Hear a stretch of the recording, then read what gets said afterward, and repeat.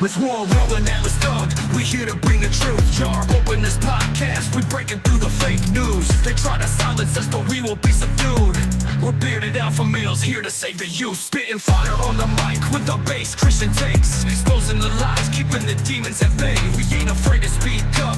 We won't be swayed. Jar open this podcast where the truth is laid. Jar openers, cracking open the lies. We're rolling Atlas Thug. We're here to rise. Bearded alpha males saving the youth from the godless demons, spreading the truth. We ain't playing games, we're on a mission to awaken the masses with our intuition.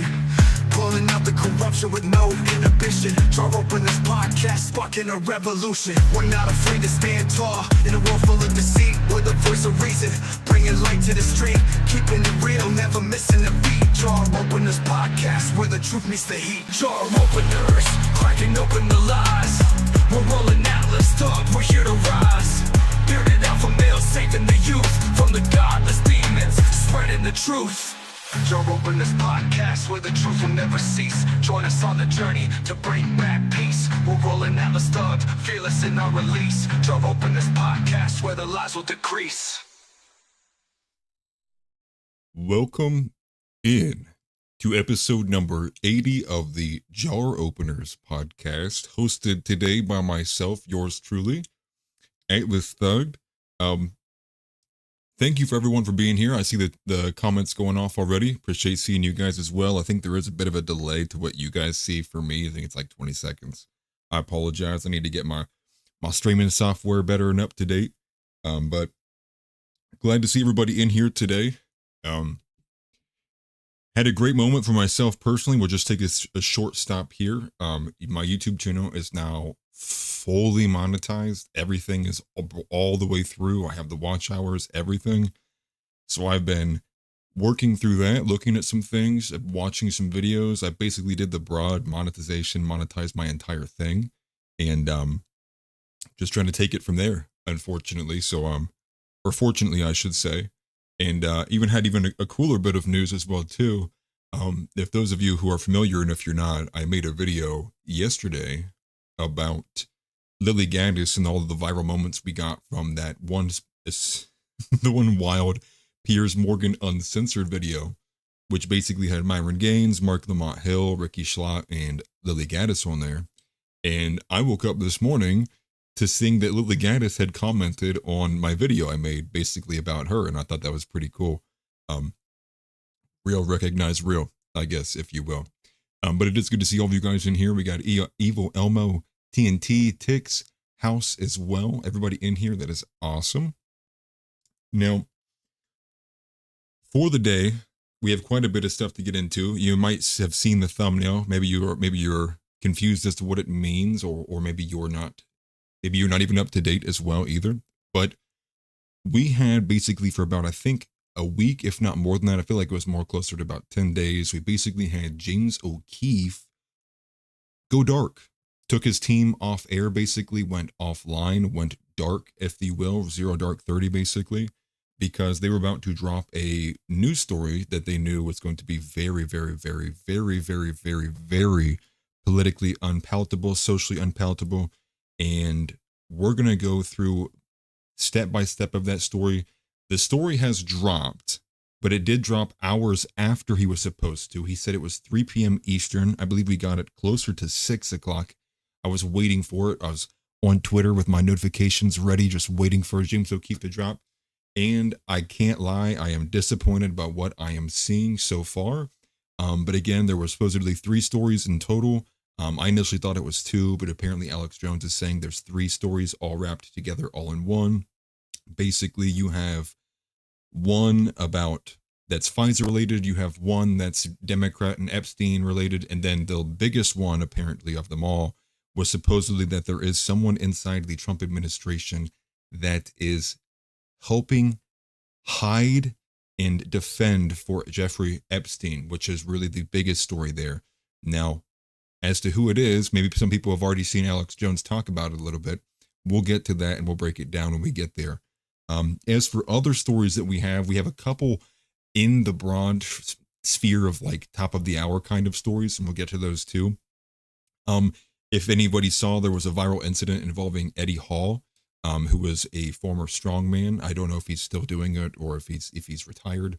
But there was a viral incident, looked like a road rage incident at first. We have a bit more from Colin Rugg on that.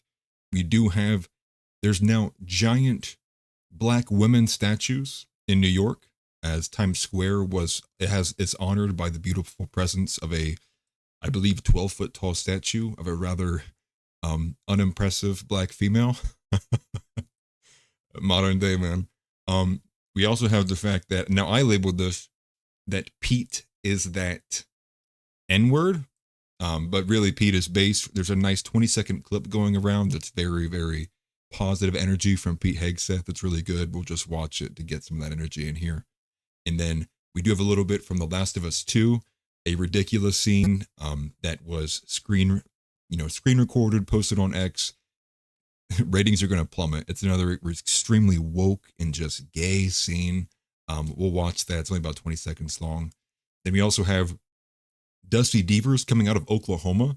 Dusty Deevers out of Oklahoma is filing a petition against the Supreme Court because he wants the what's the right word? I can't remember the name of the case name, but basically he wants to overturn the 2015 ruling that legalized gay marriage, which is a shot heard around the world, which he's been aiming his sights at that for some time. And he got the nod basically with the precedent set when we moved Roe v. Wade back down to the States. So then some more on that too. We'll cover that there as well. And then, another wild story, there's a black ring in the sky. There's a crazy video that got recorded and posted to the internet. We'll just watch it. It's kind of just a wild thing to look at. It's a biker basically on the highway. Like, what the hell am I looking at in the sky? It's pretty cool. We'll get to that. And for other big stories too, obviously the James Okeefe one I covered there for a little bit, but there's another major one too. Trump actually withdrew the nominee for the Surgeon General, which I'm forgetting her name now, but she was basically like a crazy COVID hag, getting replaced with a new nominee, which is actually Dr. Casey Means. We'll watch a couple short video about her, getting more antiquated with who she is. And nice to see Dances with Aardvarks in here. Don't know if I have seen you in here for some time, but thank you for joining us. And then there TNT as well. But I'll get to the comments here in a second, just making sure I'm listing off the rest of this. And if we have time, two other things really. We'll probably try to touch a little bit on some of the clips we got from the Piers Morgan uncensored debacle, which was basically from start to finish.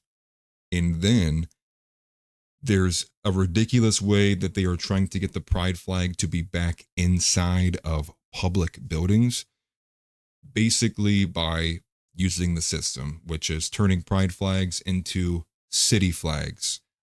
More on that at the end of the show if we can get to it. And then a few of the things if we have time, really. But again, we'll see. I'm going to probably have to keep it close to 2 hours, but let's just get started. We'll start at the top again. Let's go with the very beginning, what we have here. So let me put on screen.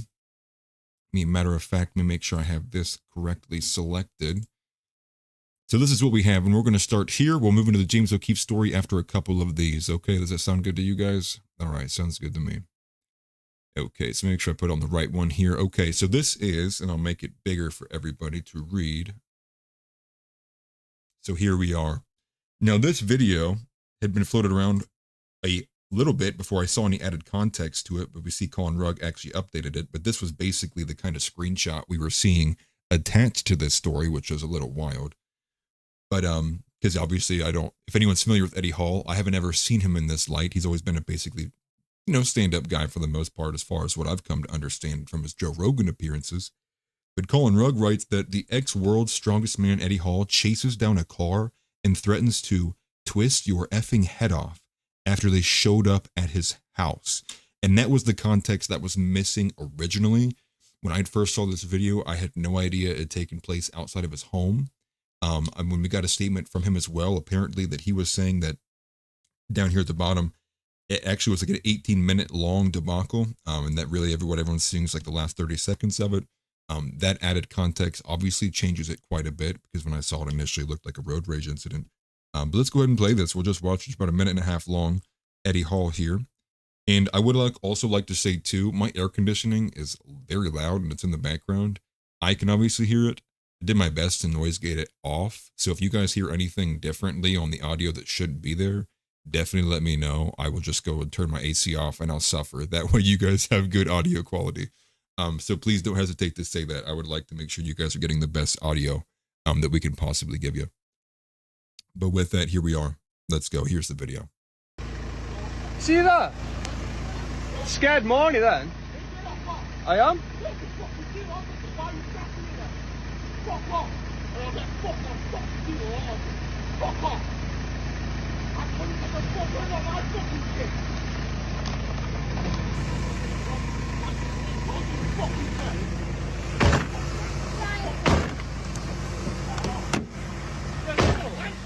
No.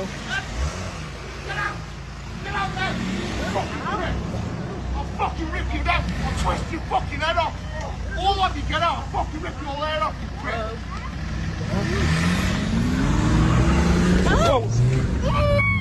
What the fuck?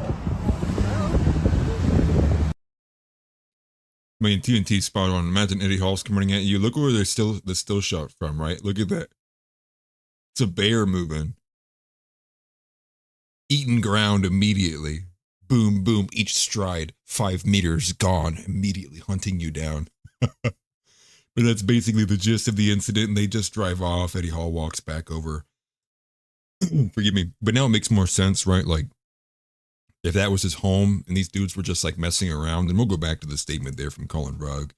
But from Eddie Hall himself, this is basically what he said in response to this, saying that multiple vehicles showed up and started circling his kid's home. That the video has been going viral across the internet, painting him as a bad guy. Just that framing alone, though, from a kid's home makes me think that he is currently not living at that same house with his child. So maybe that's a separated relationship. I don't know. But he also puts that there were 3 blacked out cars that were circling his kid's home last night at 9 p.m., revving engines, beeping horns, looking into the property. Just another wild incident there from a celebrity. I just thought it would be worth us to look at. And again, probably was some notables, the usual suspects, I would imagine. At least that's what it seems to be. I think the actual original post I saw of this did have a racial context to it. Of course, everything does anymore nowadays. But I just thought that was something of note, though. But let's go into the biggest story of the day, because I feel like we need to make sure we're getting ahead of this before other stuff ends up dropping with James Okeefe. So again, we're going to do a hard segue over to James Okeefe here. So again, re-up on that, right? Big story, post a corny, well, I think it's a corny video. Post a video, going dark, pray for me, right? It'll be biblical, all these things, right? Major story. Everyone's hyped for this, right? Wait for Wednesday. 3 p.m. comes rolling around. Don't get nothing. You go, okay, maybe something's going on behind the scenes we don't know about. And then still nothing by 4 p.m., 5 p.m.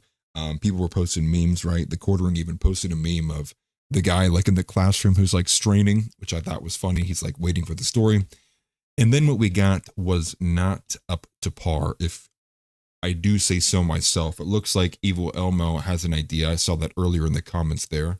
They go back to it. Looks like Elmo knew that it was about Prince Andrew and that we already knew all of these things, which to me amounts to a nothing burger, which is what I was fearful of in the first place when he originally talked about it.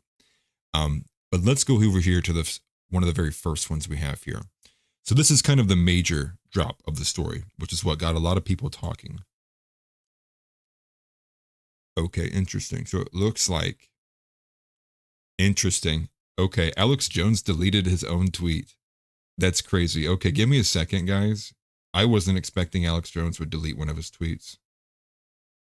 This is going to take me a second, actually. I had 2 different versions. Man. Okay, so I saved a different version. Okay, there we go.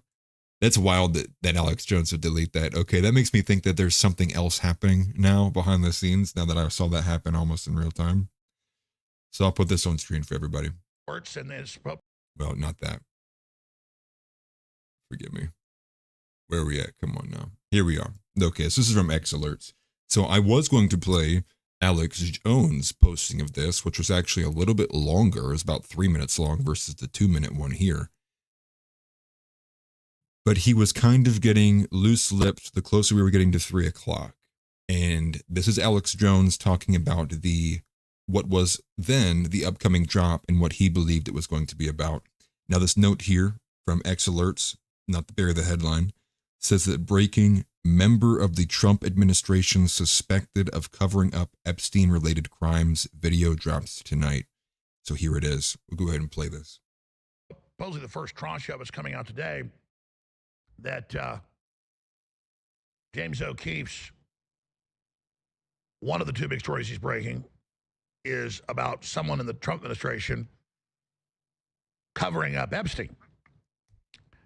And then he put out a little short trailer yesterday that shows an image or still shot of video of Pam Bondi. So he didn't tell me the specifics.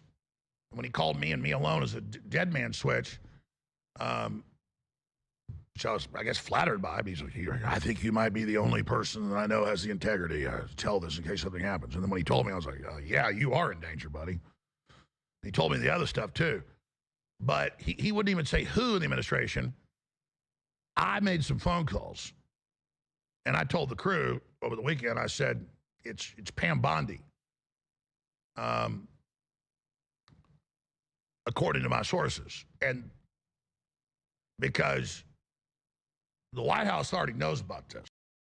So if you're unfamiliar, that's basically the big drop. That was the big drop. And this was Alex Jones basically from about 11 a.m. to around 3 p.m. It looks like he stopped posting stuff similar to this around 3, probably waiting for James to kind of take the baton, right? Like, come on, let's, like you do it now. It's your story. I don't want to kind of take your shine, I guess, or steal your thunder.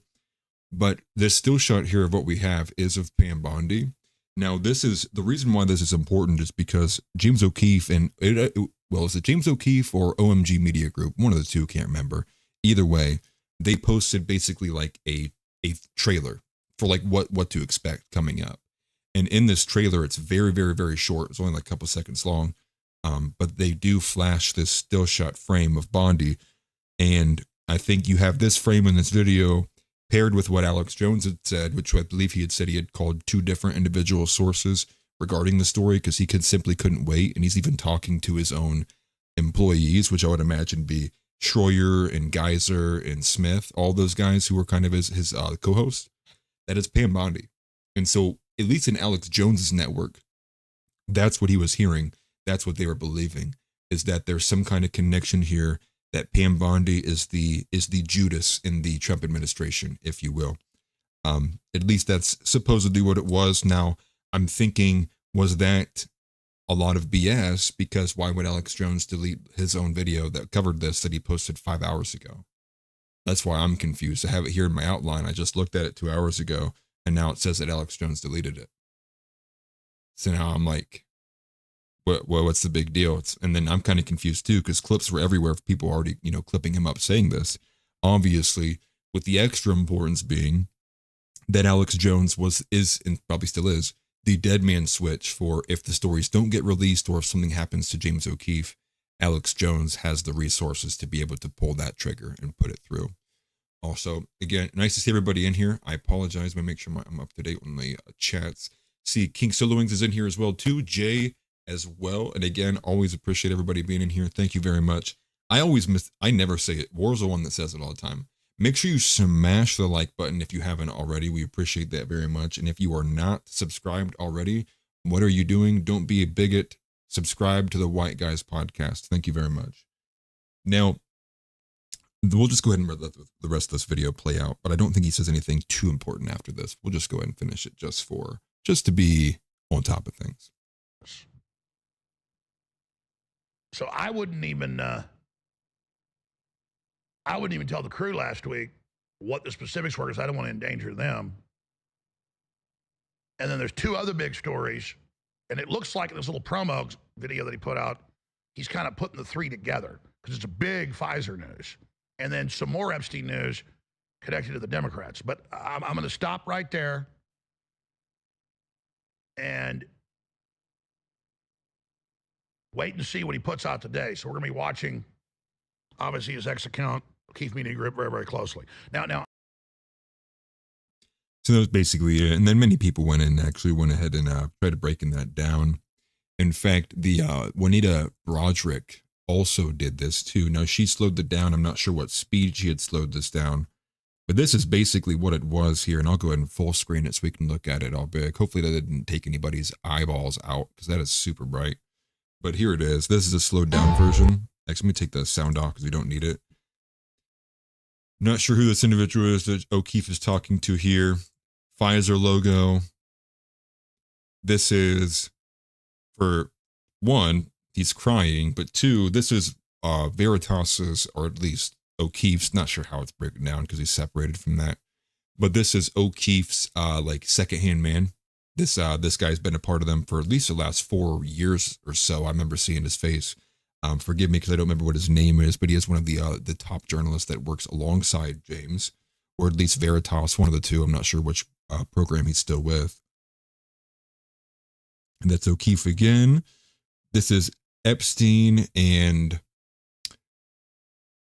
oh, I forget. This is somebody like I think this is somebody related to the royal family, something along those lines. Forget who this is. This is Okeefe, dressed up there. Not sure what that still shot is. Looks like a police chase for a second. That's what it looks like. That's the Pam Bondi still frame here. We can go back one more. That's the Pam Bondi that was floated on Alex Jones's show. And then a little bit of these flashes there, and then it's basically over. So like I said, I think it was like a 6-second little short video they put out, obviously kind of dangling the carrot in front of people with a lot of these images and still shots, which I would think, I'm not someone to believe that Okeefe is a grifter, but I wasn't too positive with the way that the first story that he dropped. I would have expected the biggest one when it came first, but again, what do I know? Thank you, TNT in house. Yeah, Prince Andrew. Thank you. I literally was like blanking so hard. So here's the thing though. So the reason why this is wild is because not only did we get all of that from Alex Jones, and we're having the buildup that had been happening for the last week, we obviously have already been in a situation for, I think, at least like the last 2 months. We've basically been arguing amongst ourselves about why haven't we gotten more with the Epstein files. And then you have an infamous moment, which was like a day or two ago from the Benny Johnson show, which I cannot remember what his name is now, but he basically went on and said that Pam Bondi has destroyed, or not just Pam Bondi, but the FBI and people inside the FBI have actively destroyed the Epstein files, and that there's nothing left. There's literally nothing left. And then earlier, we got a Pam Bondi clip of her saying that actually we have tens of thousands of videos and that they're diligently working through them. And that, she said something like the victims, we're not going to get the victims' names out there. And that it's really just because it's the volume and the amount of the pornographic content material. That's what the holdup is. So conflicting information all over. And then we also got this from Laura Loomer, which I will put on screen here in a second, saying Pam Bondi's a liar. This is from, how long ago was this? Well, here's the original video, but that's James Comer. That's who it was. I could not think of him. But he said, and we'll just go to the quote here, so we need to read the whole thing, but that he doesn't think that Pam Bondi has the Epstein files, or else that she would have released them. And then he also thinks that the FBI and the DOJ literally shred it. And so basically posing the question of like, why did she then lie about it? Because he thinks that this happened at the beginning of the administration, which again is a little terrifying of a prospect to think that it happened. But again, I think most people here was like, yeah, probably could have. But to go to her original post here, Laura Loomer says that Pam Bondi lied about the Epstein files adamantly, or definitively. That's a very definitive statement there. She relates to the Congressman James Comer and admitting that we still haven't seen them, and it's been 100+ days since Trump has been in office, saying that we'll probably never see them. Then that Pam Bondi said they were on her desk. But let's basically just take a listen into here with Laura Loomer to see what she has to say about this. Make sure that's okay. Oh, we're good. Benny Johnson was asking James Comer about the Epstein files and whether or not we could expect to see the Epstein files come out. And, usually you hear all these canned responses from politicians that just go ahead and defend Pam Blondie, right? And they say, oh, Pam Blondie's doing such a great job. It's like, all this fucking circle jerk bullshit. Oh, yeah, she's so amazing. Oh, my God, she's so great. Blah, blah, blah, blah, blah, right? Yeah, she's not so great. Trust me, guys. She's not really doing such a great job. We were promised that these files were going to be released on day one. Day one promise. Well, what is it now? Over 100 days into the Trump administration, have we seen any Epstein files? No, we haven't received any Epstein files. Then she goes on Fox News. I mean, honestly, every single day, Pam Blondie is on Fox News. She's on Fox News more than she does her job. Okay? And other people are starting to realize it. We have a video clip, and we'll play this after the fact, right? Or maybe we should play this video clip before we play the Comer clip so that you can see all the different statements that have been made by Pam Blondie. I made this video clip compilation probably like 2 months or so ago to highlight all of the discrepancies in Pam Blondie's statements. First, she said that the files were on her desk, right? And then she had that ridiculous Bindergate situation at the White House where she made all these crazy binders that were not even full of Epstein documents and had these influencers essentially run a state media campaign for her where they waved these binders around pretending like they were given Epstein files by Pam Blondie. Well, it turns out there's really nothing in the binder. Then she goes on Fox News and says, oh, the files are on my desk right now. Then she tells Mark Levin that the files are being delivered to my office in a truck. So they were on her desk, but then they weren't on her desk. And then they were delivered to her office in a truck. And then the big bad boogeymen over at the deep state were trying to sabotage her, and they lied to her about the real Epstein documents. And then they were going to be released at a later date. But now, right, we don't know, because Pam Blondie also came out this last week and said that there's no set deadline for when they're going to release the Epstein files, even though we were told she already released the Epstein files. Remember when she gave out these binders, right? Bindergate. How could we forget Bindergate? So look, I think we need to just have a come to Jesus moment here and realize and admit that Pam Blondie is a liar, right? She is a full-fledged liar. She has, in my opinion, little to no credibility as a result of her lies about one of the most high-profile criminal cases ever, the Jeffrey Epstein sex scandal, human trafficking scandal, sex crime, pedophilia. Okay, so we get the point. Also, I agree with you, TNT. Like the whole time I'm watching this, I'm just thinking like women never do plastic surgery ever. This is rough. I do kind of feel bad for her though, because there's probably like one botched surgery after another. You probably get into a bad cycle, can't come back, and then you just hate what you look like. But again, I also even forgot.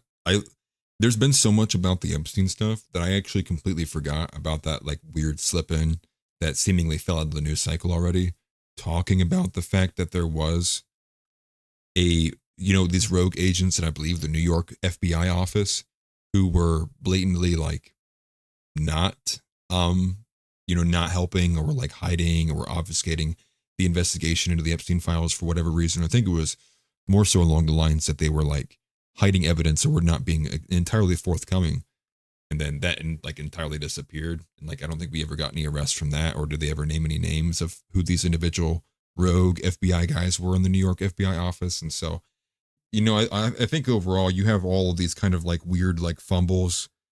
And it doesn't make sense. I think she did a good job kind of outlining chronologically. Like the first thing we got was that they're on my desk. And then we did get and then they're the truckloads, right? And then we were like, we're going backwards. And now like, it's like, it doesn't make any sense if you had them on your, on your desk. And so, I think that is something to be reckoned with, right? I think especially when you know what the story of Judas, right? Judas was very close to Jesus the entire time.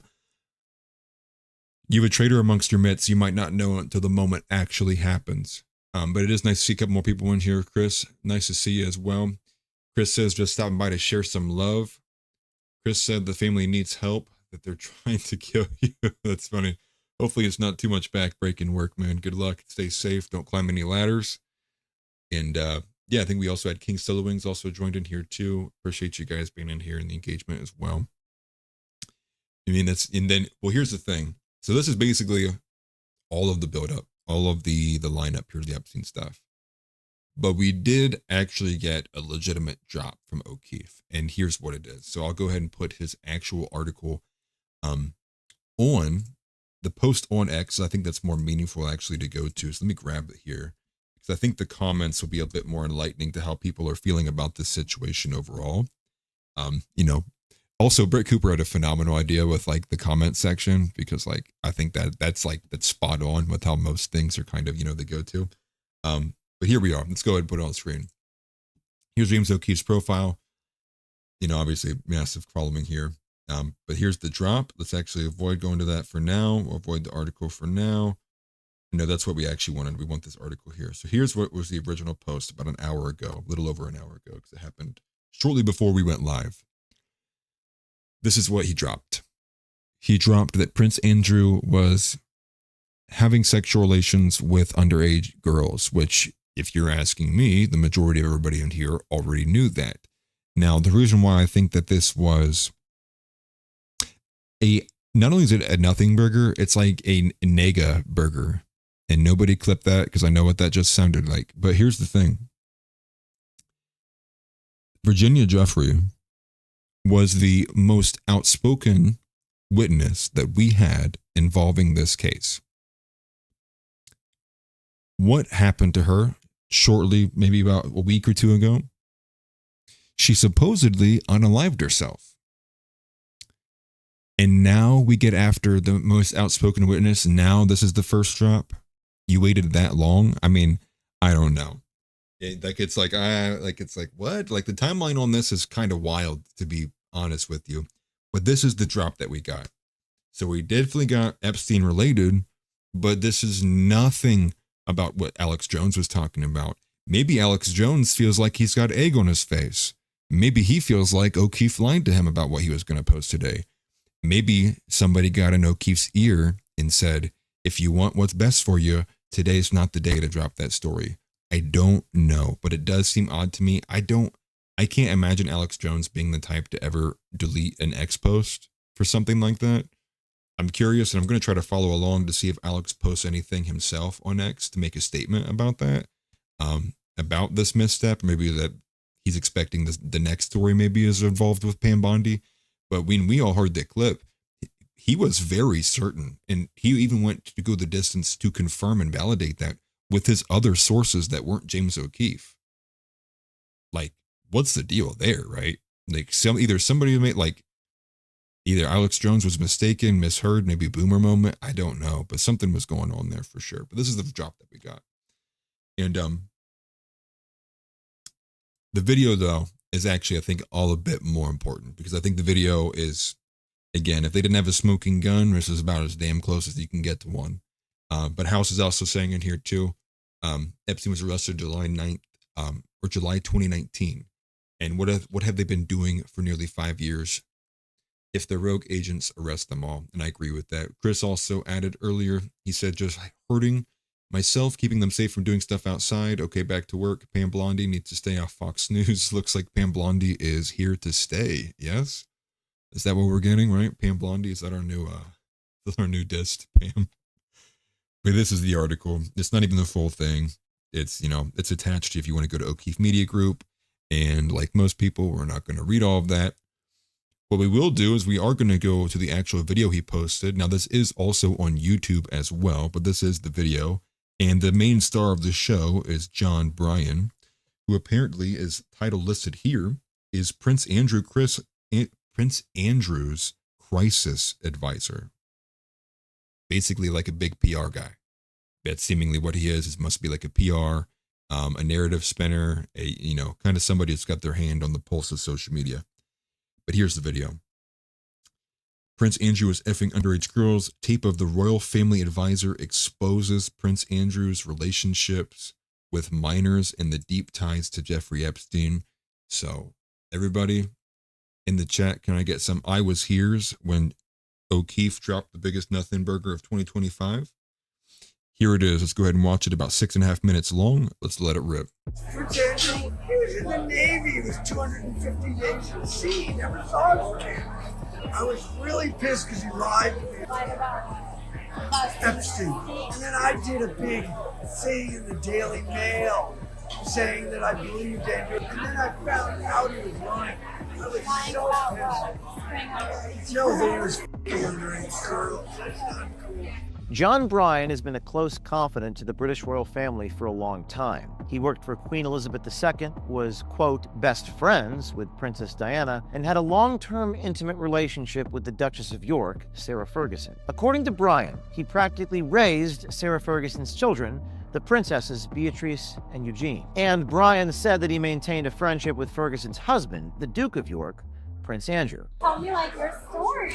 So my story, you want to know my story?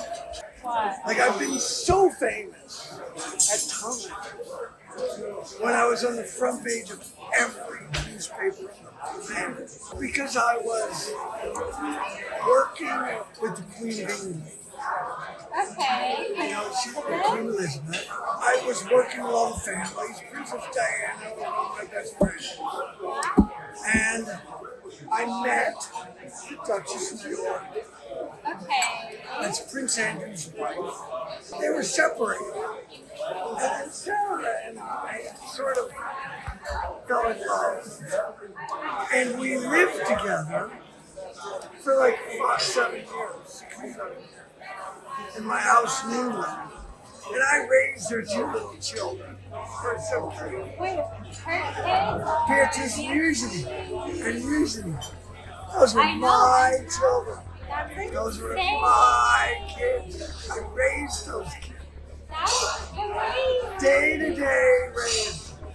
I was father to those kids. Prince Andrew's connection to Jeffrey Epstein emerged in 2010, when photos showed them walking together in New York's Central Park. Epstein had already been convicted in 2008 of procuring a 14-year-old girl for prostitution.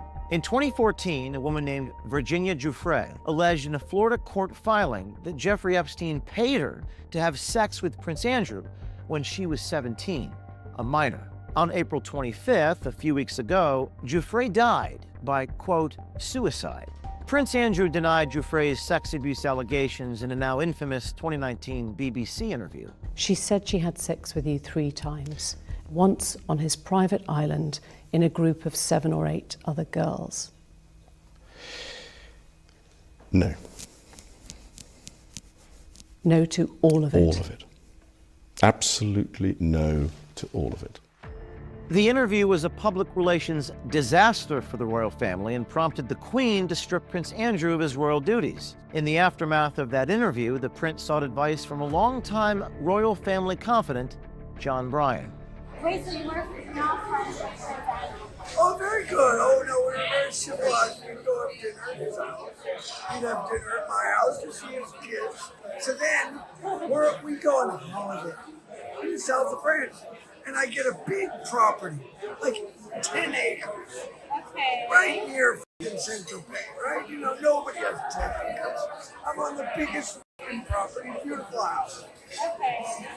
And I rent it so that we have privacy, right? Because the paparazzi are everywhere. There's hundreds. Just the way he's talking alone makes me think that all of those times when it's like, you look at the celebrity, and like you look at the celebrity's partner, then you look at the child, and then you look at the bodyguard of said celebrity, and you're like, oh, that's not his kid. That makes me think that those situations are so much more realistic just from the way that this guy is talking. And again, like when you get to these high, like these super high levels, like the degeneracy and the way these people behave is so unnatural to the way the common man lives his life, that I think, you know, we give these people a little bit too much of the benefit of the doubt when it comes to like how normal of human beings are they. Because like, I don't know if this is how I would be speaking about a relationship I only had for 5 years raising someone else's kids. I guess, like, I don't know. It's just super odd overall. And where are we at? 347. I mean, the most damning part's like right here in the beginning when he was talking about how he's like, he's so mad that he was like being lied to. Where's it at? Yeah, right here. I was really pissed because he lied to me. And he found out about the Epstein thing. And then he found out he was lying. But where's it really? It's like this next line. Lying about what? Screwing underage girls? And then he goes, yes, that he was effing That's not cool. That's the smoking gun right there. Like, now take this guy and put him on trial. Like, what do you know about this? Or at least investigate the brother. Let's go back to where we're at here. About what, 347, right? All right, let's let her rip. Okay. About not 10, not 20, Okay. 100. I know. And this is already when Prince Andrew Yes, Prince Andrew. doing his own thing. Yeah, he's out in the, he's on the fucking, he was in the Navy. He was 250 days at sea. He never saw his kids. 2 weeks after Prince Andrew's BBC interview, John Bryan was brought to the Royal Lodge, where Prince Andrew lives, to offer crisis management advice. According to the Telegraph, the meeting was conducted discreetly. At the royal residence, Bryan observed that Prince Andrew was visibly distressed and struggling to focus, reportedly unable to concentrate for more than 40 minutes at a time due to the strain he was under. As reported in the Daily Mail, John Bryan constructed a 5-page document emphasizing that Prince Andrew should publicly show empathy for Epstein's victims. Back in November 2022, Bryan publicly stated that he believed Prince Andrew was innocent of the claims made against him related to the Jeffrey Epstein sex trafficking scheme. Now, in our exclusive hidden camera undercover footage, John Bryan reveals for the first time that Prince Andrew did in fact have sex with underage girls. Was he already even like involved with like For other girls. I was so pissed about that. I was If they were- really that's pissed. fine. I was really pissed because he lied to me about it. Lied about Epstein. Yeah. No, I knew he saw him, but he lied to me that he was such a close friend. I was so pissed. And then I did a big thing in the Daily Mail saying that I believed Andrew, and then I found out he was lying. I was lying so about pissed. what? Spring underage. No, that he was f***ing underage girls. Now, our newsroom has some concerns about where this investigation is headed and who may be implicated. But our only motivation in doing these stories is the public's right to know. And if this report and our subsequent reports shine a light into darkness and expose evil, then we are willing to take the risks. At the end of the day, child victims of Jeffrey Epstein need to be protected, and the people involved need to be held accountable by law enforcement immediately. Without accountability, our notion of freedom is just an illusion. We're going to be breaking our next stories exclusively at OkeefeMediaGroup.com. You may see this Project Veritas sign behind me. Stay tuned for next week. Now, somebody said that earlier. I believe it was TNT actually made mention of Veritas and Okeefe back together, which I did see reported. It looks like that's seemingly the case. Looks like it's all but basically confirmed by him. I see no other reason to have them in the background there unless it was to announce, that you're back together or you're ahead of it, or maybe it's going to be the inverse. Maybe that Okeefe Media Group will absorb Veritas. I think it would just be smarter for the other way around, even though, obviously Okeefe is his own personal baby. I just think Veritas has way more name brand recognition, even still, right now. I don't know. I guess what are your thoughts, right? Was this what people were hoping for with this big story and all the hype that came from it? I get that it's not. I mean, to me, it kind of feels like this is at least a little bit of breadcrumbs to appease people who are demanding more information about the Epstein stuff, that crowd in particular. I wish it would have been a bit more, to be honest with you. Maybe this is the smallest of all of the stories, and there's more yet to come. I just can't imagine that you would operate that way. I guess maybe there's a bit more to it on the business side of things that maybe I'm not thinking about personally. But again, it's something though, right? I mean, that is a literal. I mean, John Bryan made a factual claim. He made a claim statement there about that he was lied to, and then confirming to the lady after she had asked for clarification, and he says it verbatim. He doesn't just go yeah, he did that thing. He goes, yes, that he lied about having relations with underage minors. That was okay, that's smoking gun for sure. It's something. I guess it's something. Yeah, I guess we're a lot more optimistic about the things that we would get, and maybe there is something coming down the pipeline too. But overall, I do think that was very not up to par, subpar. I'll take it, I guess. That's kind of like where I'm at with that, though.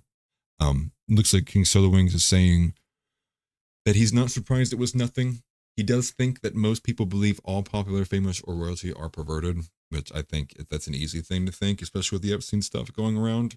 I just think it's in general, they're just going to be more degenerate just based on like the access to resources and just the kind of like the inversion of the normal kind of dating marketplaces. I think there's a lot more that can be happening there. That maybe like, obviously we as regular folks just don't understand, not being in that environment. I was hoping for more, man. I really was. But again, props to Okeefe. He's the only one that really does any kind of like legitimate investigative journalism outside of the few and far between projects that Crowder does every so often, and only if Crowder is like seriously passionate about it is seemingly the only time we get something like of that nature. But that's basically the big story of the day. I'll go ahead, just for your guys' sake, to go ahead and double check and see if anything new has occurred. Let me go ahead and do that now. I'll put it on screen that way you can actually see what I'm doing. But I'll just search Okeefe, see if we got anything after the fact. And here's some of these memes, obviously people posting that, right? Mr. Bean, the Escobar. This is from May 4th. That's not what we're wanting. Yeah, I don't know. I don't think we're going to get anything else today. Maybe down the line. I'm not sure when he said, or the next day. According said, I watched the James Okeefe video and I'm reminded of this with the phase one Epstein binders. I don't know, right? Like, is an acceptable reaction to this story? Like, oh, sorry. I probably shouldn't be sitting on that page. Is an acceptable reaction to that story like anger, right? Or is that too much, right? Is that an overreaction? Yeah, looks like we're just not getting it, man. Nothing else, and surprised that we're probably not seeing more. But it's enough to keep people going. Obviously, it's the next step in a news story. But okay, and I'll try to keep my eye on that. I do have notifications turned on for a few people who do a lot of good posting in that regards. So we'll see as that comes up. But okay, let's just switch it, because X is the Wild West, man. But to catch up on some of these here, I do think that there is a really good chance that something does happen to Okeefe, just given the nature of the story. So I do agree with you, Jay. Eva almost says that he expects the first story to be the small one, build up. If you put the big one first, the little ones would be worthless. I do get that, right? I understand, right? You got to make sure you're packing your wallet, if you will. Maybe that's part of the reason why he does have other people who depend on him to keep an organization functioning as a business. So there is that aspect in there. King Slowing says he hopes, though. Evo brought up that he was hoping that this was something we all didn't know already, and I agree. I think there is meaningfulness, though, in the fact that you have now basically created like a surefire smoking gun, as evidence with that, right? And even if like that video is not admissible in court or whatever reason, you now have a person you can clearly go ahead and put under oath and now really jeopardize their life if they lie about things. And I think just given his reaction, he probably wouldn't be someone who would lie about that stuff, especially how he talked about how he had a good relationship with those two little girls that weren't his. So, I think there is at least a bit of meaning in the fact that having like hard evidence that's just like blown in front of people. However, it doesn't result in arrest. This just results in more of what we don't need, which is more people being angered at the fact that we are ran by a pedophilic satanic cabal. So with that, we better see, what was his name? John Bryan. We better see that guy like testifying or in court somewhere or something happening from that. So I think that's the real disconnect, right? It's like, we have all this evidence. We have all these people talking about it, all these experts, testimony, keep bringing them coming. And then where's the court at? Where's the arrest? Where's all the, under oath testimony on these things, in a public sphere? I don't want to see any more of that private court bullshit. Like, I'm sorry. Like, I don't want to see private court stuff. I don't want to see a communistic style where we'll handle it and we'll tell you what the results are afterwards. No cameras, no phones in here. That's bullshit, dude. This needs to be in public and everyone needs to see it. So that's basically the wrap of the story where we're at there. In terms of the James Okeefe drop, that was basically from front to back, bringing us to where we are right now with that story. I'm sure you're going to get people who are a lot more quick to pull the trigger, irritated at James Okeefe. And I imagine those who are like in that Q crowd as well, who have like basically all followed this stuff, probably sighing that again, it's a lot of stuff that they already basically know.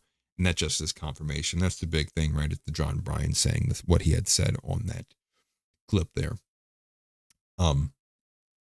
But I guess that's my broad takeaway. It's like, we already have enough people angry and irritated that these things are happening. And there's obviously a willingness to pursue justice on these grounds. And I think that video helps in producing more of that and kind of really, really attaching the realism of like, it's not a conspiracy. Like, look at what this guy said who has had this relationship. Maybe there are people out there who are still maybe in a bit of the disbelief state about that. But I think the end result is like more people are on board with going, yeah, go charge this guy. But at the end of the day, we were never getting the charges in the first place. So how helpful is that at the end of the day? Not really sure. But looks like we do have, Jay says that he still believes we will get a conclusion to the Epstein thing. It's just a distraction, or we will not get a conclusion to the Epstein thing. I do think so myself. That's why I'm so curious about why Alex Jones was so definitively of a belief that it was going to be about the Trump administration covering stuff up. And like, you can't take those things back, especially when you run a live show that you're like this major figure. Like, you can delete your ex post, Alex, but like everyone and everybody I follow already has a different clip of it. Like, I can see it 6 fights from Sunday. It's not going to matter if you want to delete it. Can't pull that back. Maybe Alex was under some kind of different impression of what they were going to do. Like, who knows? Like, I have no idea. It's funny. And then, What's Up King says, being confirmed in your thoughts is true, seems great, but does lack importance or luster. Yes, cuff for chairs. King says, did you just get braces or you dip? No, but I do have a really bad, had a really bad habit of like biting the inside of my cheek. So I have like a massive crater on the one side of my mouth. You're probably wondering like why I'm doing the Destiny thing with my doing this.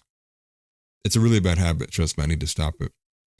I will, just for you, King, I will not do that. But, what else did we have? Let's see. What was the other big story? We had, yes, it was the Surgeon General. I was losing track actually, because that story has such an unglorious climax to the end of that story, the way we kind of hyped it up there, right?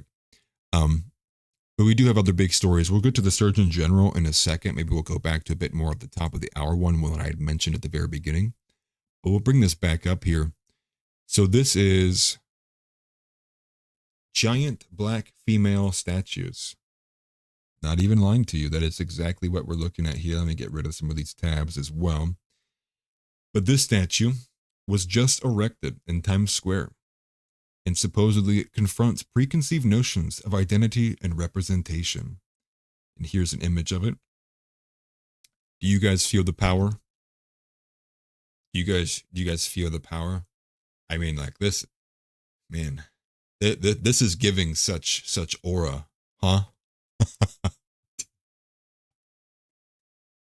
Oh my gosh. So the artist even said their inspiration for this was Michelangelo's David, which I don't know if any of you are familiar with Michelangelo's David.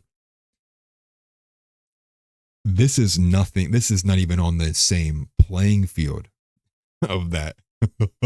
Like, no. You know, and somebody, the top comment here is even, about what art used to look like. And what I will say is this definitely is a step above the Cristiano Ronaldo, statue. If everyone remembers the infamous moment of that, when they revealed the head, which has a specific name for those kind of statues. The bus, I think, is what they're called. And the dude's teeth were all messed up. His eyes were super loopy. This is obviously a step above that, but it's nothing like this. Like, the one that gets me so good is this one, like these two right here, actually. And I think I've seen this one a bunch, like this one in the middle on the right hand side. The way that they were able to literally with a hammer and a chisel from the 1700s, make it seem that on a stone figure of marble, I think all of these are marble, like the way that kind of jet dress comes across, like the very thin layered like blanket or robe or nightgown, if you will, I guess. I mean, to me, that blows my mind to this day, just like how insanely just beautiful a piece of art, like, or a piece of statue could be like that. But no, we have this. This is what we get in 2025. And the fact that we're going backwards is just sad. But let me catch up here. Yeah, I mean, no, trust me, I don't do Destiny things. I do anti-Destiny things. That's a huge obesity. The inspiration for this was fudge rounds. Exactly. Fudge rounds and honey buns is what brought to you by Little Debbie. Yeah. No. It's disturbing to say the least. And definitely not what we should be putting our money on. But the size of it is one thing too, right? Like, those people look like they're tiny compared to that. Like, they're miniature. I don't know. Part of me thinks I'd rather have the crackheads have the copper and that statue be made. Who knows though? But here's the next story. We actually have a really based moment from Pete Hegseth, which is a lot of people have turned into like ringtones and other kind of miniature songs from. It's like a small 20-second clip from Pete Hegseth, basically slapping the absolute shit out of woke and everything that falls under that. And I thought it was a really good clip. And I even titled it, "Pete is that wigga." But here is the clip. I'll put it on screen. This guy says, "Holy S, this is America right now." But again, I think the best one that I saw of this was Clint Russell, which he said, "Melt this down and inject it directly into my veins." But here it is, and I'm sure it'll resonate with everybody else here too as well. But here it is. No more pronouns. No more climate change obsession. No more emergency vaccine mandates. No more dudes in dresses. We're done with that shit.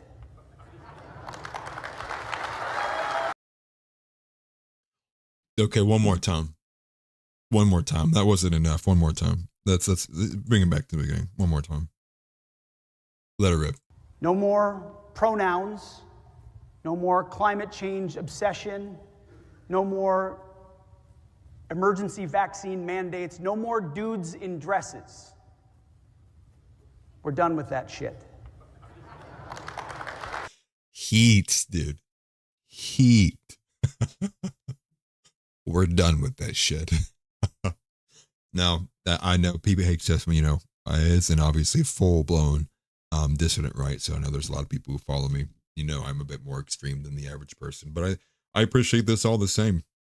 I think it's really good that we're moving away from these very, just retarded policies, ideologies, these just blatantly just stupid, nonsensical, commonsensically, can be brought, reduced. But yeah, the trans stuff, like, we're over it. I think that's the general vibe from most people in this country is like, we're over it, man. Like, we're literally over all of this. And I hope that sticks. And I hope many people can maintain that kind of similar momentum, that similar vibe, and just go balls deep in it and be like, yeah, I literally don't care. And guess what? The majority of Americans literally don't care either.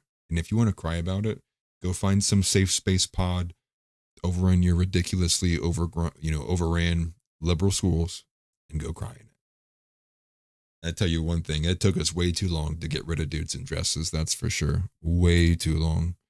And I think it kind of speaks to just the general, the average guy that is probably a bit more cowardice, a bit more of a coward than what they were like 45 years ago, maybe more than that too. But I just thought it was a great moment, and obviously, yeah, inject it into my veins.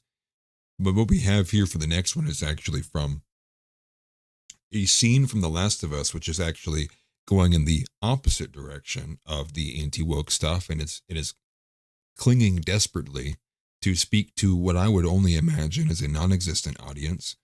And maybe they're just trying to destroy the franchise so that nobody wants to touch it ever again. That to me seems to be maybe almost like a method of what some of these people get away with, and what they do is they don't even want to necessarily sell a successful product. It's more so that what they want is they see that young straight men resonated with this franchise or this book or this media. Why don't we take it over, and why don't we literally gang bang it to death with wokeism? And that's basically like what I see a lot of franchises being done. It's like no one asked for that, and there's no audience for it. Well, The Last of Us 2 basically nailed it out of the park with this one. So I'll go ahead and put that on screen here. We slide it over a little bit. This is from Libs of TikTok. For the lesbian lead character, that's already enough. In HBO's show The Last of Us, says she's going to be a dad when her bisexual girlfriend gets pregnant, right? That's one of those headline generators, like use as many buzzwords as possible.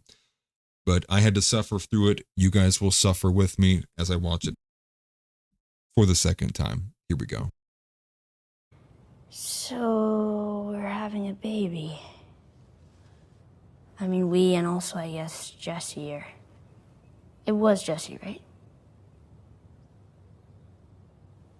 So we're all having a baby. Holy shit. I'm gonna be a dad. Yeah. So we're... Like, what the heck? What the hell is that? What is this? It's disgusting. Though, obviously, she already represents everything that I can't stand about the modern era of film and Hollywood, which is basically take a normal female out of her role and place her with a creation of Dr. Jekyll and Hyde. I don't even know what you deem as that. Now, I want to share with you a very funny meme that I saw from this, which is actually, what was it? It was Buzz Lightyear, right? You guys might get a crack up out of this as well. She could play, I should have freaking known. She play Buzz Lightyear. Let me keep it minimal. I don't want to get anything that's going to get me damaged. Of course, I'm going to see a little of pornographic content before I wanted to see the meme I wanted to show you guys. Okay, well, we're not going to do that. Okay. Basically, the meme was that the main girl who plays Ellie in The Last of Us could star as Buzz Lightyear, because she's just got such an ugly, disturbing face. And I'm not even trying to be mean, but like, it looks like the Down syndrome version of Ellie from the game that does not look like Ellie. And they just want to get mad when you point that stuff out. But here's the reality. Could have at least had to halfway somebody who looked like Ellie from the game. Doesn't mean you don't just grab any female who has brown hair and is short can play that role. I mean, you could have at least halfway tried in putting somebody in there. But I was hoping I'd be able to show that meme with you though, but apparently not. Apparently not. They're going to hide anything that's super negative like that, I guess. I literally saw porn before I saw that meme that had like 1 million views. Let me catch up with some of these chats here from you guys. Tick says, gay that shit up, make it all gay, gay maxing. That's basically it. That's part of the reason why I don't enjoy consuming anything from Hollywood or Western media. That's why I watch a lot of like anime and stuff, like, and not the whole thing, but there's way more anime that's just traditionally masculine narratives, traditional kind of storyline plot lines, like the hero's journey, things like that, anti-hero's journey. None of this, like, well, there are some animes that are super weird, right? Like they like, oh, my sister, and they act like they're attracted to her. Like, that shit's fucking weird. But I do like the Solo Levelings and like the Attack on Titans and the ones that have been really good, especially in an era where a lot of American media has been absolute trash. But Mama says they eat Canadian bacon, just saying. That's funny. They tried to ruin Steal Star Wars I'm Your Father moment. Yeah. Jerry says that he should have auditioned. That's funny. Yeah, and it was bad casting for her. And it sucks because it's like, I mean, that stuff probably follows you without your career, right? You're going to be known as that one actress girl who everyone couldn't stand. I mean, it's going to probably happen to the same girl who's going to play like Snow White or whatever. yeah, it just, what were we thinking? What were we doing? Right? Like, what the hell are we doing there? Now we do have a positive though from Pam Bondi and Kash Patel, which is, we count our dubs, even though maybe any of these people are Judas and are protecting Epstein, who knows? But we still take W's and we can get them. But we do have the fact that Kash and Pam Bondi announced the arrest of 205 child predators. I will go ahead and put that on screen here. I believe Kash is the one who speaks mainly for this. But Nick Sortor is the one who posted it. Yep. But Kash Patel is he's kind of scathing in this. Comes off very, very overt, trying to, tough on crime kind of vibe, which I appreciate, obviously. But here's a nice 40-second clip of them announcing this. I'll go ahead and let it rip. Our children. If you harm our children, you will be given no sanctuary. There is no place we will not come to hunt you down. There is no place we will not look for you. And there is no cage we will not put you in should you do harm to our children. The prioritization of this administration and General Bondi has made it abundantly clear to child predators, you will be hunted down and you will be prosecuted. And that is a refreshing thing to hear for the men and women who do this work tirelessly. And it's also an acknowledgement of the safety that we look forward to bringing America. Can I just tell you, my golden rule? You guys want to know what my golden rule is? Now, this is easy for me to say to somebody who is literally bald. With a shaved head, I guess. I don't trust guys who gel their hair every single day. I just don't. I don't. You tell me that you're willing to eat 5 to 10 minutes in the bathroom every morning to put gel in your hair. Now, I say this to somebody, and you could see it, right? Throughout this whole thing, man, the hair don't even move one bit. Look at the flags blowing in the breeze. His hair it's a boulder, bro. That thing is a rock. You could pray to that thing. That's kind of my general rule. Does anyone else feel that way? Anyone else have any kind of odd thing that they see on somebody and it immediately makes you not trust them? And it's, for me, it's not even I don't even call people that guy's gay for it. I just straight up I don't trust them. Right? I don't trust anyone who puts gel in their hair for that long of a period. Maybe if you do it every now and then, right, for special event or something, that's fine. But every day? I don't. And King, I'm kind of right there with you, to be honest. That's funny. I don't. I'm sorry. Look at this, man. I'm not saying he looks bad by any means. I'm just saying I don't trust guys who gel their hair. Not every day and not as consistently as that. And that's just a me thing though. That's a personal vendetta I have. And and Kash, Kash has a hairdo that he likes apparently, and he's gonna keep it. But moving on though, we have one that may make people maybe a bit more upset just in regards to how this is going to impact things. But here it is. This is what we got. Dusty Deevers, the Oklahoma State Senator, has filed a petition to the Supreme Court to overturn their 2015 ruling of gay marriage. Now, I'll put it on screen here for you, too. Let me get rid of that full screen version there. Let me bring this over here, guys. Let's take a look. Let's take a nice look at this. Let me actually zoom in one more bit so it evens out. That way, so you guys can read your comments better. The leading report, and it's exactly what I just read. Nationwide, with the precedent there. Obviously with the Giga Chad meme of Dusty Deevers there, which is funny. Now, this is something I had been seeing for quite some time. I believe actually initially this story was pushed by a senator in Idaho, I believe, which I think wasn't even nationwide. I think he was just pushing for it for stateside, I think, or maybe I think it had to have been nationwide actually. But for them to file the petition. And then I believe there is specifically another senator or representative and I think he's in Michigan, or he's in some other Midwest state, maybe like West Virginia or somewhere. And he is also pushing for it, and he's super young too. Like he's way young. He might even be younger than I am, to be honest with you. But he was pushing for it. Now, if you're not familiar with Dusty Deevers is commonly referred to as like the Christian Prince, by many people. He's actually like spoken about on first name basis, even at like Trash World with Joel Webbin, which is like that big conference that they run there, which is obviously the oppositional conference to the one that Doug Wilson and Jeff Durbin and I'm forgetting names. I should know more of this, being like a ardent Christian nationalist, but basically Dusty Deevers is a very staunch Christian nationalist, and he has been very open about that since he's been in office.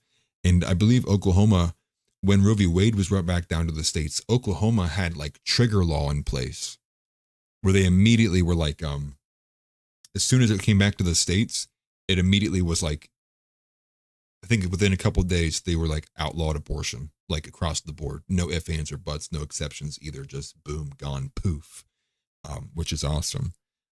But Dusty Deevers has had some great speeches there as well, too. Obviously, I think people are appreciative of that, even from the leading report, which is cool, too, to think that the leading report, I'm assuming, is now just blatantly becoming right wing. I think majority of the stuff they do post about does look to be very right wing there. But we do have, I just saw that. It's funny. It looks like people's other instances of not trusting things. I wish I had my featured chat thing to be able to blow it up, make it easier to read that. But let's get a couple of these here. So let's see. We have, where was it at? Oh, Tick said people that wear watches with their face down. That is weird to me. Jay also said that that's not hair gel. Come on, guys. I like Kash a little bit. I just want him deported. Something about Mary Jane. Upside down watch begs for attention. Interesting. I didn't even know that was a thing. I literally had no idea that was a thing. That's funny. Let's see here. And then Tick says that Dusty looks like he's pro-gay marriage in that pic. It was a pretty happy picture that they picked for that one. Maybe just happy that he's like getting rid of it. King says not more staunch than I am. Yeah. If you don't know much about Dusty Deevers, definitely go look him up. Dude, the guy has some wonderful speeches, especially some that he's given like among his the constituency and among the state Congress there as well too. Guy's really, really well spoken.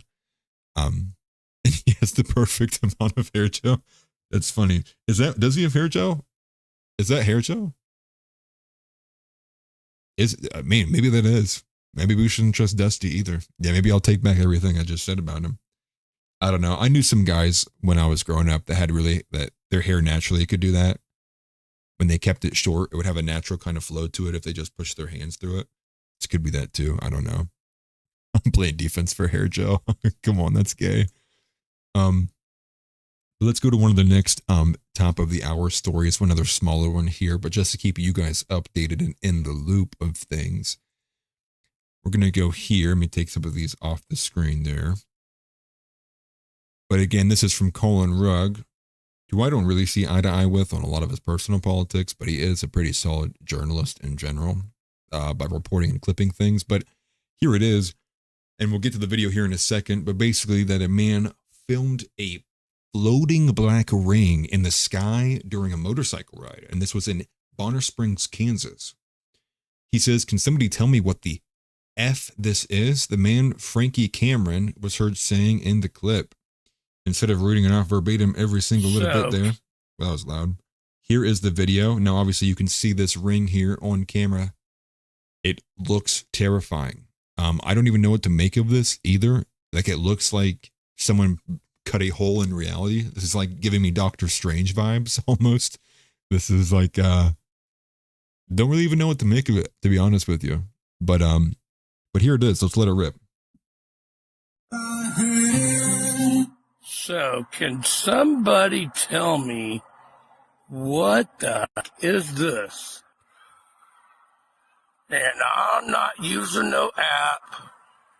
I am on County Road 2 in between State Avenue and K32. And I have never seen anything like that in my life. And it appears that little black stuff is falling down the center of it. That is just weird. And then just to let you all know, I'm not kidding here. This is real. Sorry, that's my phone doing that because it's a piece of crap Motorola. But just so you can see, it's me. And I'm live. And it's starting to dissipate.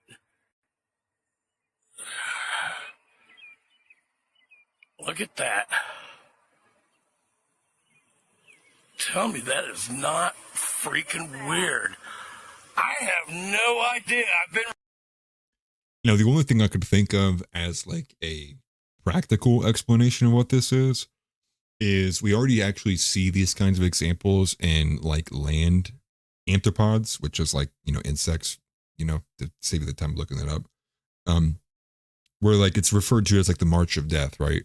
Where ants will basically, because they trust the system so much that they will basically follow the ant in front of them on like the specific scent trails. And they do the same thing when like they spot like food. They begin to think, I don't know what kind of gland it is, but they basically mark something, go back to the anthill.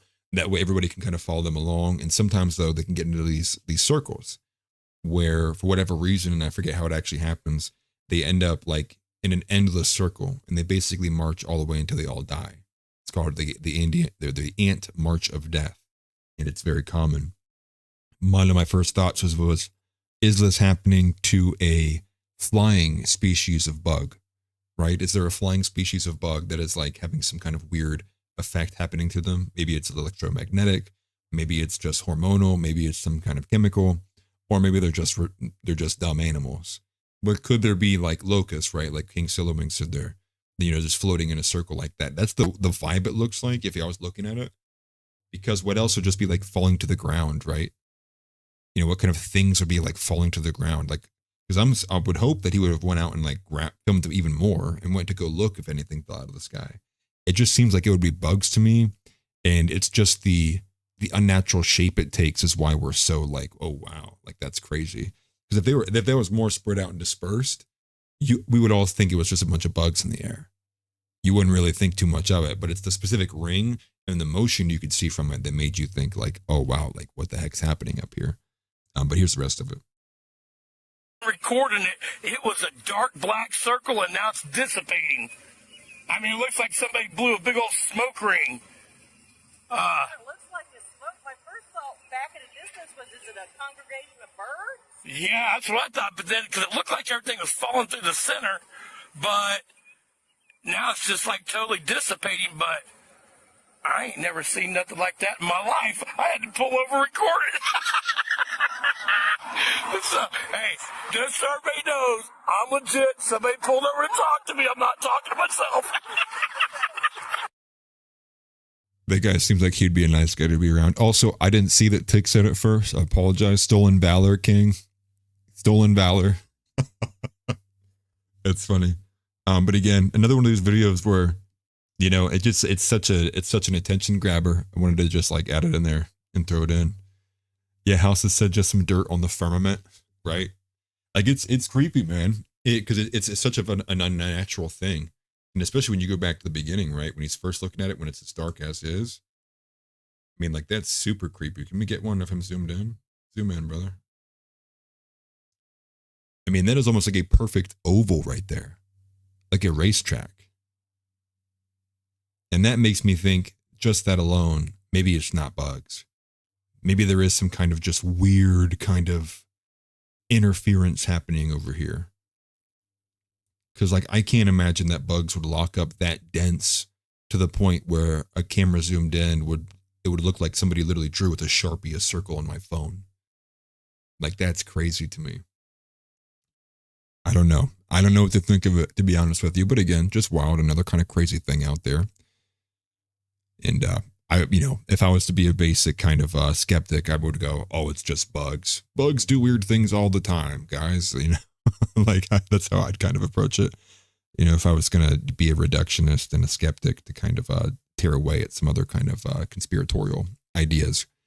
But to move over to another bigger story, which is the fact that Trump actually pulled the original nominee who was supposed to be our new Surgeon General, which I believe her name was Jennifer Nefawatz or something like that. Let me look it up. Jennifer. Yeah, like, of course, I'm not going to be able to find it out.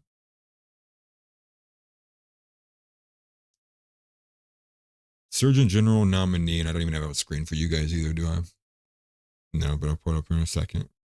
Who did he replace? That's all. That's the only person I want to find out their name of. But basically, I think her name's not even like what matters. It's more so the fact that, that's what Jeanette Neshawat, not Jennifer. Sorry, Jeanette Neshawat is who it was.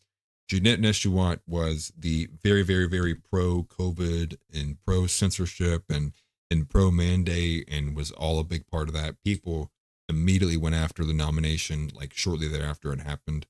Now, what's weird with that is actually shortly before that one, or either right after that one, was when we ended up getting the one nominee for the admin who was basically the top sheriff who was known for shutting down churches in his district.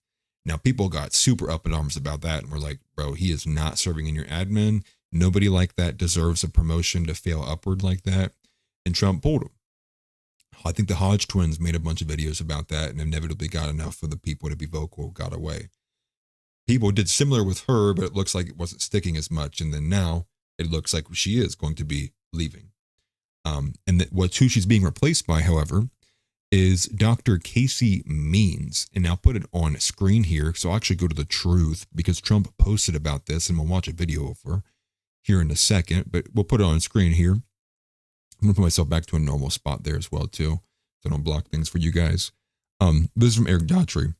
And that Trump withdraws his Surgeon General pick for a new one, Dr. Casey Means. Dr. Means is a holistic medicine physician, and she has been focused on supporting metabolic health and preventing chronic disease.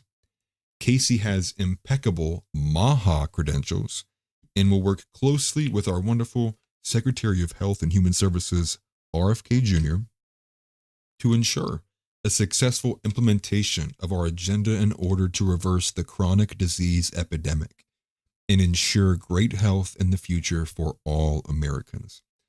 That's basically his truth there. That's who it is, right? I think she does look a little bit better than the other girl did. Just as a guy, just throwing it out there. But that was basically his truth here. But again, not like it's going to be a direct replacement and Jeanette just goes nowhere. He does write in the very last sentence here that Dr. Jeanette Neshawat will be working in another capacity at HHS. So she's basically just not going to be the face there. The face will be somebody that everyone is a lot more willing to have. I think maybe the better word, or definitely, in my opinion, should have been the original nominee in the first place. But what we do have for a bit of a bit of an icebreaker, get to know your partner, guys. This is a video from Benny Johnson, and it's a nice 6-minute clip of her basically just going off on all the things that she sees as problems and just with health in general, as well as health as the government handles it, and then so on and so forth. A few more there too. But Benny says it's safe to say she's a perfect pick. But Benny would say Trump could literally do anything, and Benny Johnson would say it was the best thing of all time. Like I would punch Benny in the mouth if he tried to invite me to his show. Like that's how much I'm actually very irritated of Benny Johnson. I soured on him so quick, but that's a side point. Here's the video clip here. Put it on full screen, and let's let her rip. You would think that the American healthcare system and our government agencies would be clamoring to fix metabolic health and reduce American suffering and costs, but they're not. They are deafeningly silent about metabolic dysfunction and its known causes. It's not an overstatement to say that I learned virtually nothing at Stanford Medical School about the tens of thousands of scientific papers that elucidate these root causes of why American health is plummeting and how environmental factors are causing it. Do you hear that vocabulary? Elucidate. Elucidate. Everybody in chat, Well, don't leave the show, obviously. Familiarize yourself with that term. Elucidate. Like, man, dude, I'm going to add that in my vocabulary so I can sound smart like she does. For instance, in medical school, I did not learn that for each additional serving of ultra-processed food we eat, early mortality increases by 18%. This now makes up 67% of the foods our kids are eating. I took 0 nutrition courses in medical school. I didn't learn that 82% of independently funded studies show harm from processed food, while 93% of industry-sponsored studies reflect no harm. In medical school, I didn't learn that 95% of the people who created the recent USDA food guidelines for America had significant conflicts of interest with the food industry. I did not learn that 1 billion pounds of synthetic pesticides are being sprayed on our food every single year. 99% of the farmland in the United States is sprayed with synthetic pesticides, many from China and Germany. And these the Monsanto thing has been going on since like I was alive. That was kind of like my moment of like, you know, the red pill being opened up to me was when my dad was basically explaining to me Monsanto and Roundup and GMOs and crossbreeding. And like, to me, that's like an 8-year-old listening to him. You know, he'd turn down Glenn Beck for a little bit and he's like, son, let me tell you about Monsanto. And it's like, I'm like, what? You know, like what? Like as a kid, I'm like, what? Are foods fake? They take farmers' farmland? Like what? Like Obama wasn't even an American citizen? What are you saying right now, Dad? Like that was kind of like my intro into politics from that perspective. Visible, tasteless chemicals are strongly linked to autism, ADHD, sex hormone disruption, thyroid disease, sperm dysfunction, Alzheimer's, dementia, birth defects, cancer, obesity, liver dysfunction, female infertility, and more, all by hurting our metabolic health. I did not learn that the 8 billion tons of plastic that have been produced just in the last 100 years, plastic was only invented about 100 years ago, are being broken down into microplastics that are now filling our food, our water, and we are now even inhaling them in our air. And that very recent research from just the past couple of months tells us that now about 0.5% of our brains by weight are now plastic. I didn't learn that there are more than 80,000 toxins. She said, what did she just say? 0.5% of our brains are now plastic? That's how saturated it is? Hold on, dude. Oh, bro. Please, Lord, dude. I swear I misheard her. Into microplastics that are now filling our food, our water, and we are now even inhaling them in our air. And that very recent research from just the past couple of months tells us that now about 0.5% of our brains by weight are now plastic. I don't know how to feel about that. Like, I already knew it was in the balls. Like, so what's the estimate then? What's the rate of this happening, right? Like, oh my gosh. Like, what's the long, like, what, on a 20-year basis, does it go to 1%? Or in 20-year timeline, does it go to 3%? Like, what? Like, this is insane. That's unreal. Oh my gosh, man. That's insane. I'm curious. Like, I want to know what the timeline is on that with the microplastics. Like, what does that percentage jump to even by next year? If it goes to like 0.5 to like, you know, maybe it doesn't even go to 0.6 in a year, like, okay. But if we're looking at like, it goes from 0.5 to like 0.8 by next year, like, oh yeah, dude, we got to massively start pulling this stuff back immediately, because that is aggressive. And that's literally one variable. The microplastics is one variable. That's got to get pulled back, because we don't even have a solution right now for brake dust penetrating people's lungs. I mean, like, if you live in an urban area and you don't smoke, you still are you have a high chance of ending up with things like pop lung just because of how much brake dust is in those urban areas. That's crazy. I mean, and for one, glad that she got the job too. I mean, like, this sounds like the perfect person to be putting in there as a Surgeon General instead of, you know, the whatever that wacky, you know, Doodle Bob creation who was in there under Biden. And then obviously definitely not the pro-COVID lady either. But okay, let's keep going. It probably gets worse. I didn't learn that there are more than 80,000 toxins that have entered our food, water, air, and homes by industry, many of which are banned in Europe.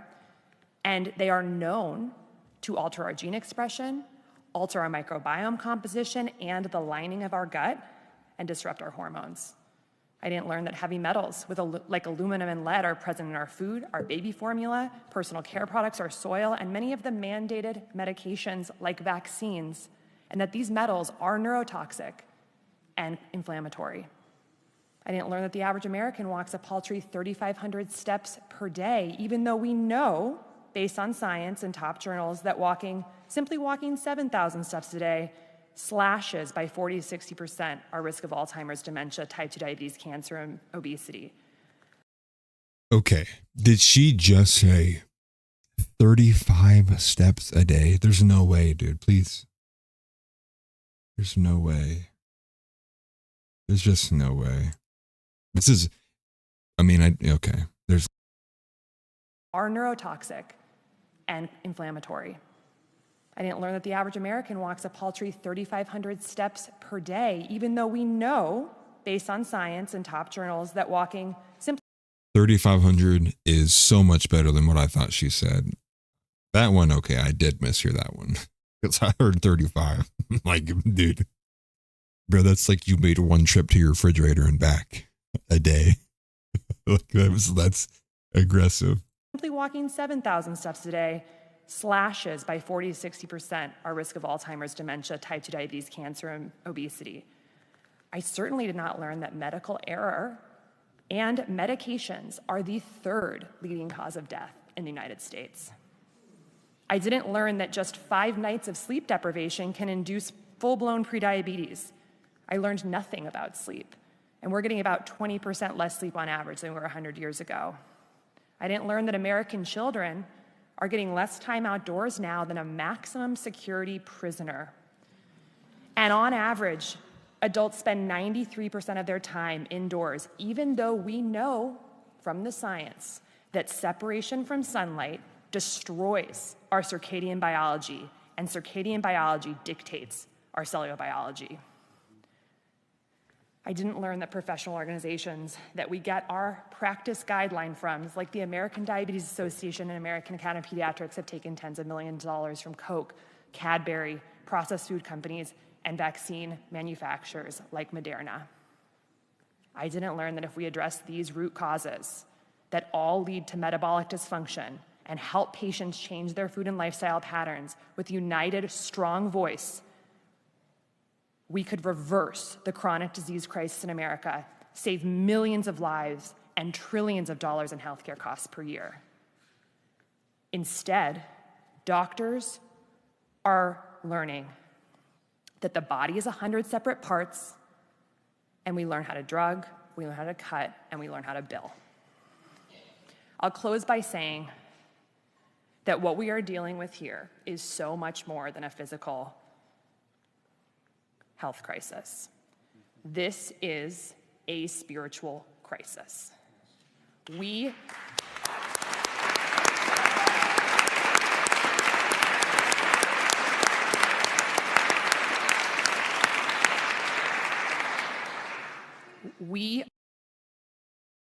King Silverwing said, what is her name? Her name is Dr. Casey Means. Casey Means. And to think that this entire thing is essentially framed as, this is everything that I didn't learn in the medical field, going through college and residency and all the other random stuff doctors do. I have no idea. That's wild. And especially, the thing about the sleep and the deprivation, and all of it is just like, yeah. Why wouldn't these be things that you would learn about, right? Because you would think that if you were going to school as a doctor, there would probably be a larger emphasis on health trends that they see, because you're going to want to prepare the doctors and nurses for health trends that they're predicting to see down the line and what to expect and how they can help alleviate those things. But she makes it seem like they give zero shits about what any kind of health trend there are, and they teach nobody about anything that has any kind of meaning like that. And obviously for good reason, right? I think it's, again, the whole thing is clearly in tandem and has been for some time, with the big pharma, with big food, with all of it, right? Everything kind of coincides with big tech and big media. Like everything's all has an incestuous relationship with itself, meant to maintain the system that is the thing that's been killing Americans basically since I've been alive, and probably even before then too. The concerted effort, and like what you had mentioned there earlier, I forget who had said it, but to reduce the population. And that's the thing that I always had agreed with Tim Pool about, which is you don't even need a conspiracy. I mean, if you just look at the natural consequences of, say, hey, everyone pushes for pro-abortion with very little restrictions, well, that's going to lead to less people. You push for things like van life and the atomization of the family, and like push for females to go very far into their careers and push up having kids.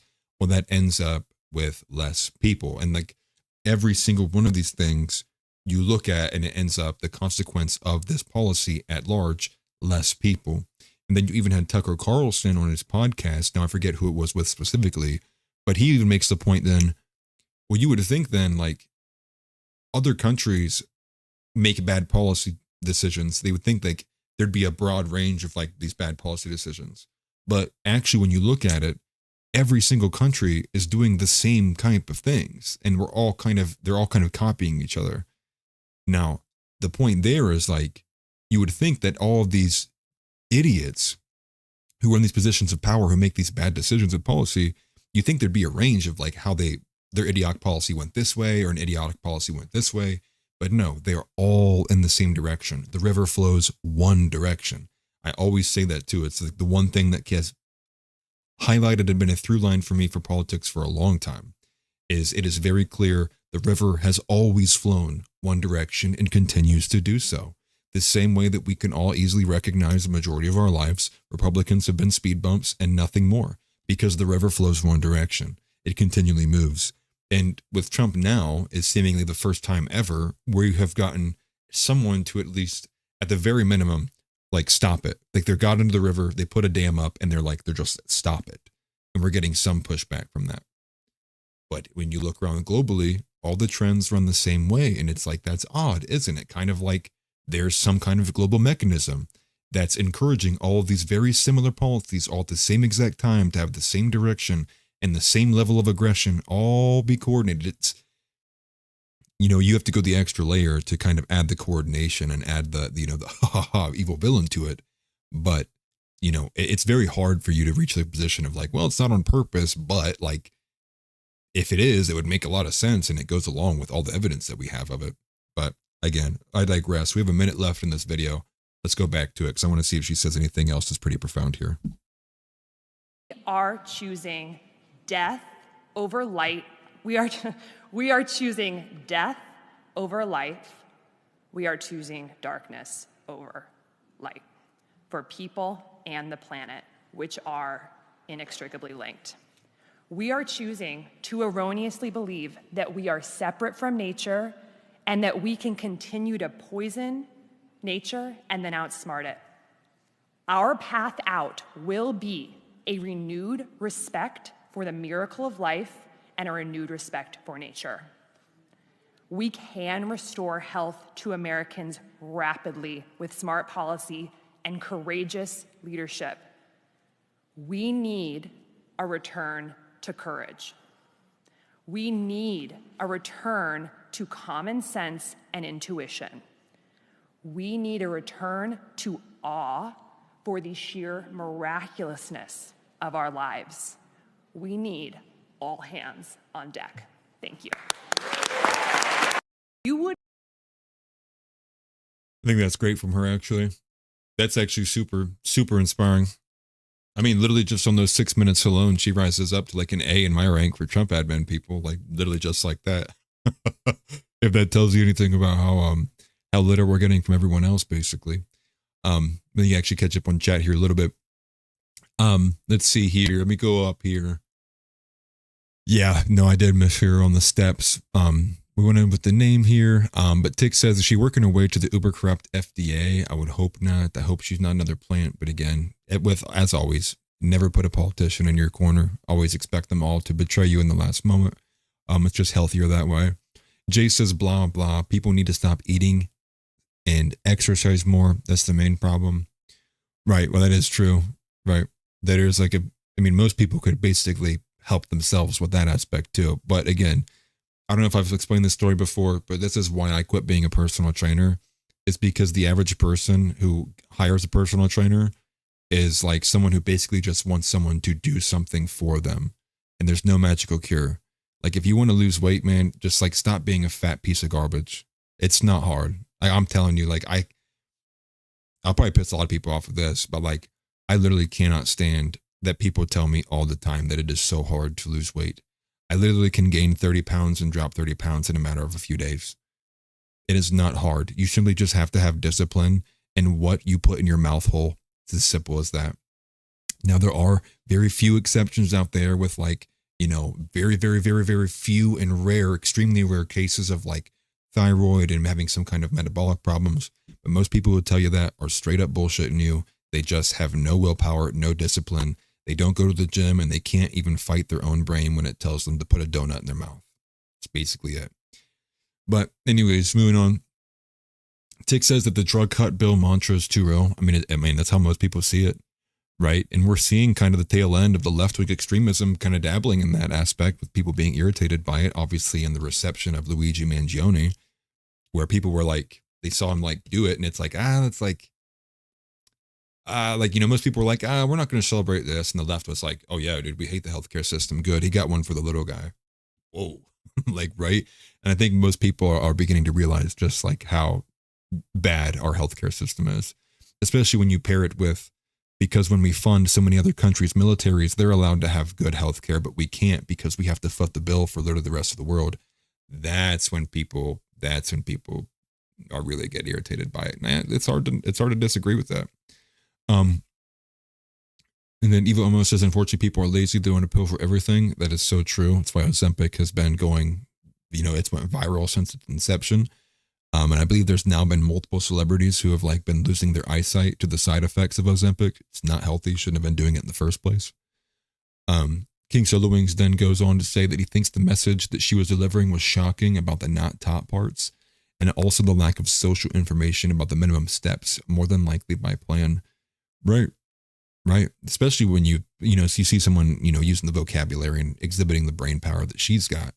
I'm sure it becomes a very easy connection and then assumption and conclusion to realize maybe this is why I'm not being told these specific things.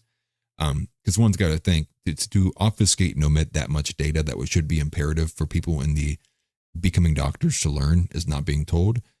I mean, the first conclusion most people probably reach, the first thought you even have is, for why? What reason? Why is this not being told to me? Why is we not leading with this? This is like the headline.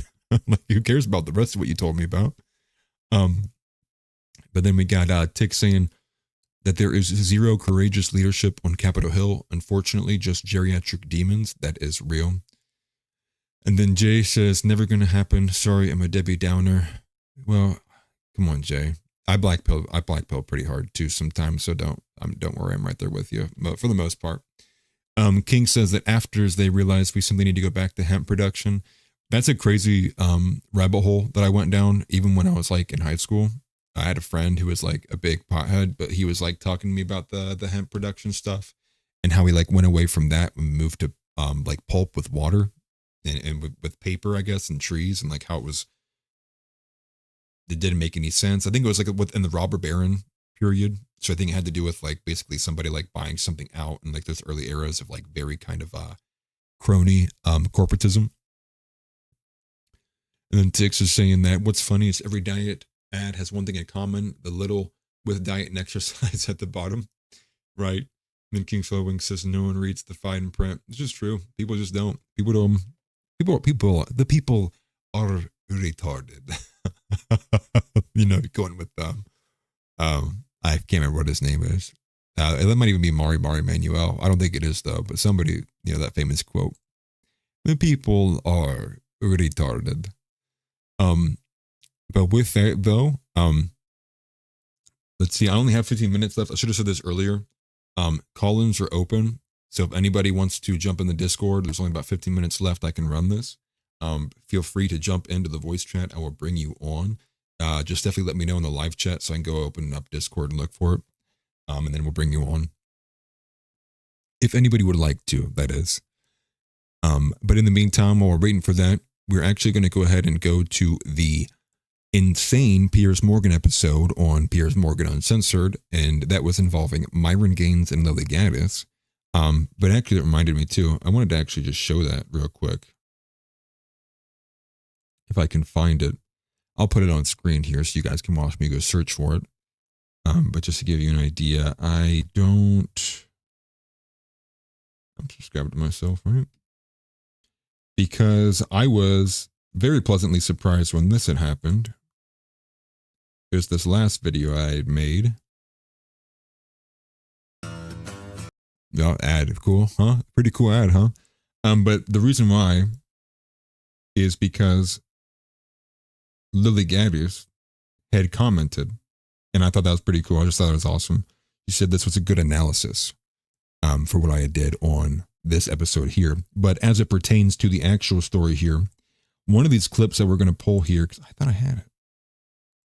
No, it's over here. One of these clips we're going to pull is basically, as I surmise it, is essentially black nationalism versus white nationalism. And that's the point that Myron kind of goes on here.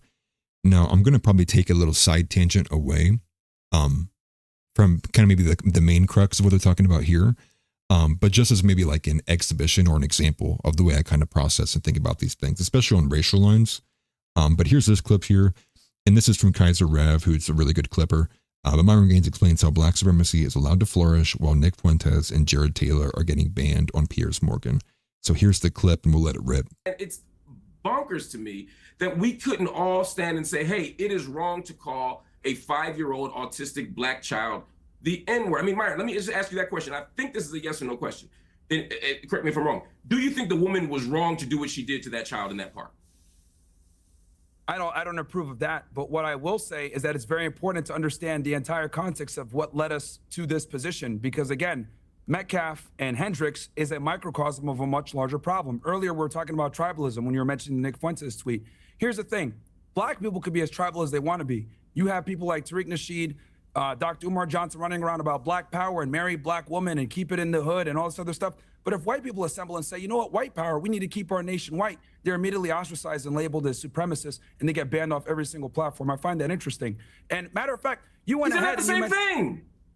No, actually it is the same thing, because here's the problem with black people. No, it's not. Hold on, let me finish this.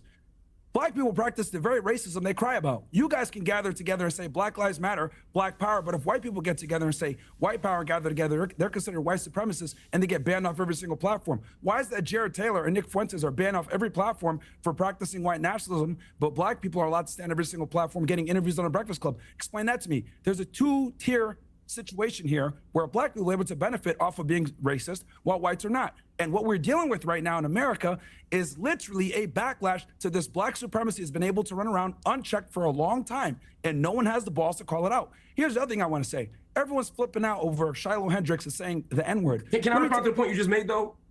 No, hold on. Nobody flipped out like this when the United States was getting destroyed in 2020 because of black protests destroying every liberal city in America. So I don't want to hear it about, she made $100,000 because she said the N-word. Who cares? They destroyed billions of dollars of structure because someone got killed who was a criminal. That's the problem in America. You guys get a privilege that no one else gets to enjoy. You could be racist. Okay. All right. I have to hang on. I've got to. So just to address what was being said, like right there as well too. Like in for example, I have zero issue. So like when I was listening to the Fight Back podcast with Jake Shields, he kind of goes on, with the black nationalists there, they're going through all of these things that kind of like, I didn't even realize, because it's kind of the inverse, right? The guy's explaining how like when he sees ads, the interracial stuff is inversed. It's like a lot of inverse of like what we see as white men kind of when they tailor these ads out. And it occurred to me as I was listening to that like I have literally no problem when black individuals want to congregate and exclude other races, when they want to just do things for themselves, right? Like when I hear that, I have no problem with it. Like, sure, like go ahead. Like, what does it bother me?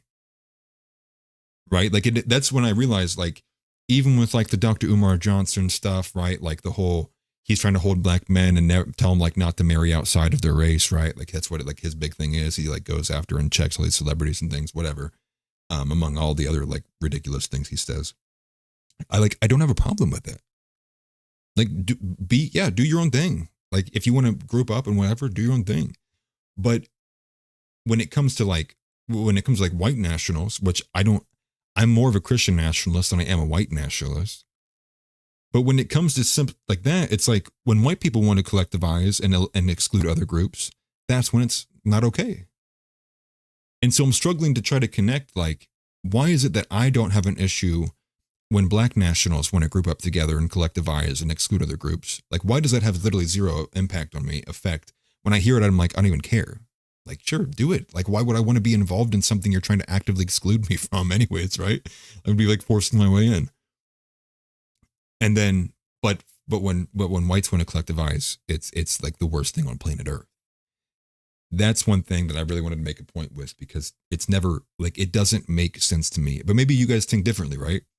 Like, I don't know. Do you guys hear when blacks want to exclude whites? Do you want to be involved? Do you think like that's wrong, that blacks can hold events for themselves and exclude other individuals? Like, I mean, what are your guys' thoughts on that? Like, it doesn't bother me when I hear that. Like, I don't get irritated when I hear things like that.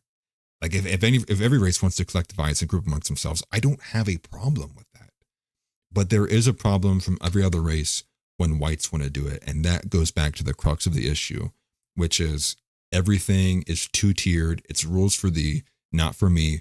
And you can't just keep lying or ignoring or pretending it's not real, because then you just lose credibility. And I think Piers Morgan, by the end of this episode, lost a lot of credibility on some of the things that he was saying, especially on things of race. But here's the rest of it here. Hold it there. We've got another guest joining us. Mark, I'll come back to you to respond to that in a moment. But we've been joined now by Jacob Wells. He's a Christian founder. I agree. Myron, your last words on this. Okay. Because I never got to respond to Myron's other.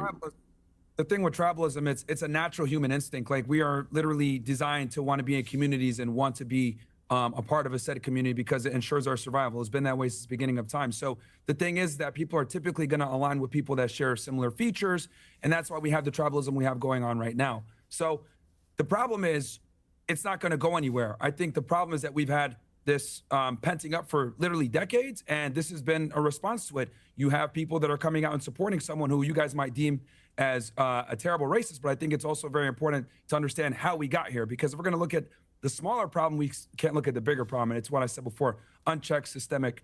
All right, Mark Lamont Hill, your last words on this. This repeated use of the word, I think, first of all, I want to just register that as offensive, particularly as someone who doesn't identify as a member of that community and who is not, right? I think that's incredibly I'm the definition of African American. I'm the definition of African American. And troublesome, and to as a Sudanese American or an outsider who's using African American in a very technical term, the same way that Elon Musk is an African American, I think it is a bit disingenuous. And then they go right back to that, right? Like being able to so explicitly set terms of who's in your in group and who's not, right?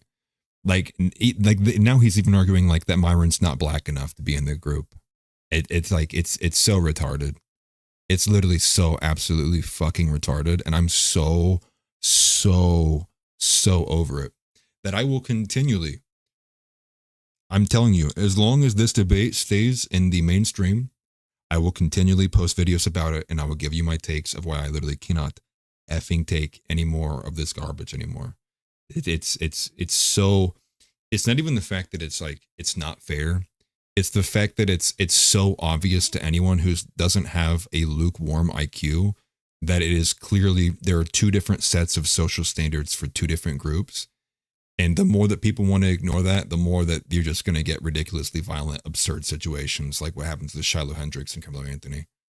It's like, I mean, like, I'm sorry. Like at a certain point, it's like, can we just be adults? I mean, can we talk about it? Right? but you can't even get your own like parents to talk about this kind of shit. And like that's where a lot of my anger comes from. And forgive my language, but it's one of these things that really, really pushes me over the edge. It's like, what was the generations ahead of me doing? Like what in the absolute F were you paying attention to for the last 40 years?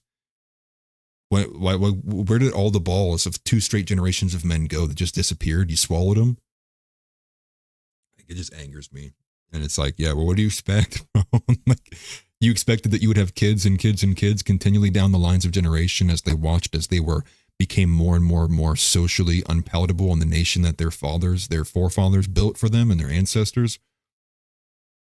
I mean, like, that's kind of a retarded idea if that was your kind of takeaway, that people would just put up with it over time. Like, come on, man. Like, it's so dumb. Like, at the end of the day, it's just so dumb.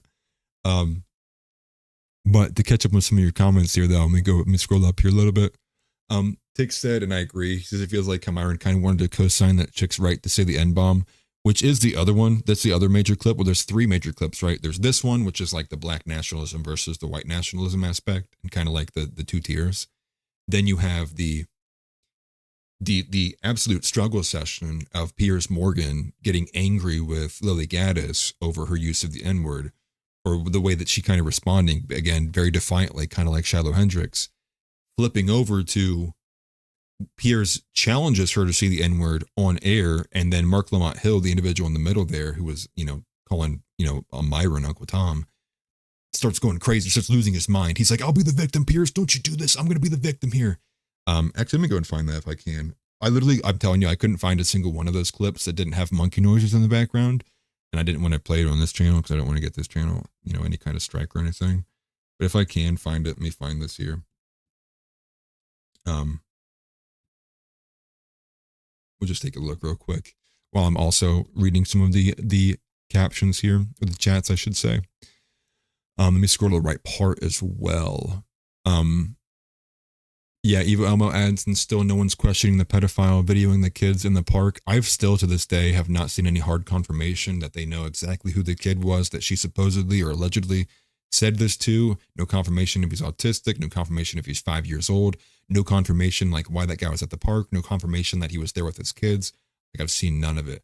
The only thing I've even seen added on top of it was that ABC6 News had later in the day recorrected their article to include that both Muhammad Hussein Omer and Shar whatever Burley Omar also got his charges dismissed, because at first it was just saying Muhammad Hussein, who was not the individual who recorded Shiloh Hendricks.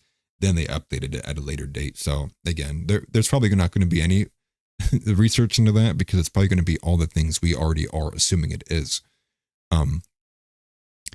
Then Eva Soloing says, I'm an albino nationalist. Eva Omo says, I'm more of a get off my lawn nationalist. King Soloing's adding in there, it's upsetting because I cannot separate, not because they want to. I encourage them to get together. Way over there. House says, everyone talks about white flight, but no one talks about black follow. Tick says, Piers Morgan also has no place to call someone a racist either. Jay says, I don't want to be friends, not because of the color, because of their attitude and personality. Tick says, he said plenty of racist things and he's gotten in hot water for it. Well, every black person, yeah. They must have King saying, exactly the last 20 years I went from thinking New York was tough and now just gay. This is a great episode. Well done. Stop eating your face. Cannibalism is a sin. That's funny. That's funny. Yeah, that's basically where I'm at with that, though. Let me see if I can't find it here, though. Let me grab the Piers Morgan.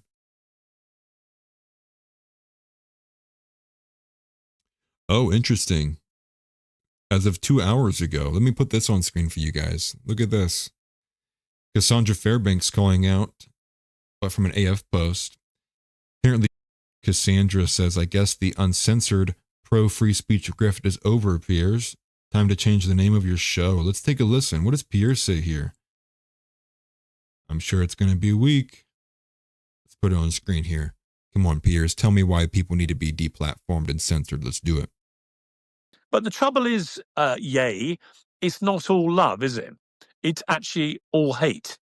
It's hate towards everybody, including your family, your ex-wife, towards Jewish people, towards other black people, towards other rappers, towards pretty much anyone you can think of.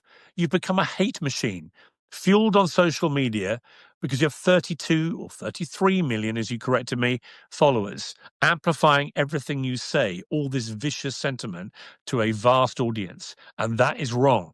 Elon Musk should remove you from X. He should deplatform you. And to those who say, well, you platformed it, I did, because he's not being held to account properly on X. He's getting away with this, and it is amplifying his message. Now, if Ye wants to have a proper interview with me about all this, I will do that. But if he wants to play silly games, then he can swing for it. But yeah, if you want to sit in front of me, Ye, get on a plane, come to London, come to my studio, and let's do this man to man, face to face. And you can be held accountable for your despicable. Oh, that was probably top 3 gayest things I've seen in a long time. No comment there, obviously. Yeah, uncensored. Yeah, let me talk about why people need to be censored off and taking on this big hero role. I'll be the guy. I'll be the guy who stops the big hateful bad guy, Kanye West. Like, give me a break, dude. With that, we're at the end of the show, though. Get in your final comments now, because I'm going to be wrapping up here shortly. We will be doing the Nicene Creed. We basically did cover everything besides the pride flags in cities. Definitely look that up in your own time if you want to know more about that. Basically, they're just making the city flags in certain cities across America the pride flag, which is absurdly just homosexual. But let me go ahead and make sure I grab the Nicene Creed here, as long as it doesn't break on me, which it should not. Okay. Well, that's not very helpful. Okay, it's in this one. So here we go. All right, we got it pulled up here. They get it on screen as well, so you guys can follow along if you would like. I should get to a point where I have this memorized, to be honest with you. We'll get there. We'll get there in time. Not a pastor yet. Just kidding. I'm just kidding. All right, so here we go, guys. And as we start this prayer, I believe in one God, the Father Almighty, maker of heaven and earth, of all things visible and invisible. I believe in one Lord Jesus Christ, the only begotten Son of God, born of the Father before all ages, God from God, light from light, true God from true God, begotten, not made, consubstantial with the Father. Through him all things were made. For us men and for our salvation he came down from heaven, and by the Holy Spirit was incarnate of the Virgin Mary and became man. For our sake he was crucified under Pontius Pilate, he suffered death and was buried, and rose again on the 3rd day, in accordance with the Scriptures. He ascended into heaven, and is seated at the right hand of the Father. He will come again in glory to judge the living and the dead, and his kingdom will have no end. I believe in the Holy Spirit, the Lord, the giver of life, who proceeds from the Father and the Son, who with the Father and the Son is adored and glorified, who has spoken through the prophets. I believe in one holy, Catholic, and apostolic church. I confess one baptism for the forgiveness of sins, and I look forward to the resurrection of the dead and the life of the world to come. Amen. Christ is King, everyone. Once again, appreciate everybody for being here. And you guys make the show run. You make it function. This was going to be my last solo show. And in fact, I'm going to be missing the next 4 shows. So I'm going to miss this upcoming Saturday and all of next week. I will be in South Carolina. I might try to preload some videos to drop through the week while I'm gone on vacation. At least that would be my hope. If I can find the time to do so, I will. But once again, thanks everybody for being here. We do appreciate it very much. Obviously, smash the like button if you've not already. Subscribe to the show if you're not already. And definitely join the Discord to see all of our updates. Get, very, very close in touch, up and close and personal with me and Worrell, and everyone else in the community as well, too. We do appreciate you very much for being there. And so with that, that's basically it. But thank you guys for bearing with me for the 2 episodes. We were kind of making it work. And you should have Worrell on Saturday. There may be a lack of uploads to the Jar Openers podcast for clips and edits too. Just because I'm going to be getting a lot busier closer we get through leaving for vacation. And then when we do take off, obviously I'll be on the road. I'm going to have limited equipment. I'm not going to be able to produce nearly as good stuff. So I'll probably try to avoid having my hands on it as much as I can. But thank you very much. I do appreciate the kind wishes. Appreciate everybody for showing up. And I hope everybody has a wonderful rest of the night. And I will see you guys in 2 weeks. You all take care. Thank you very much. And we'll see you next time.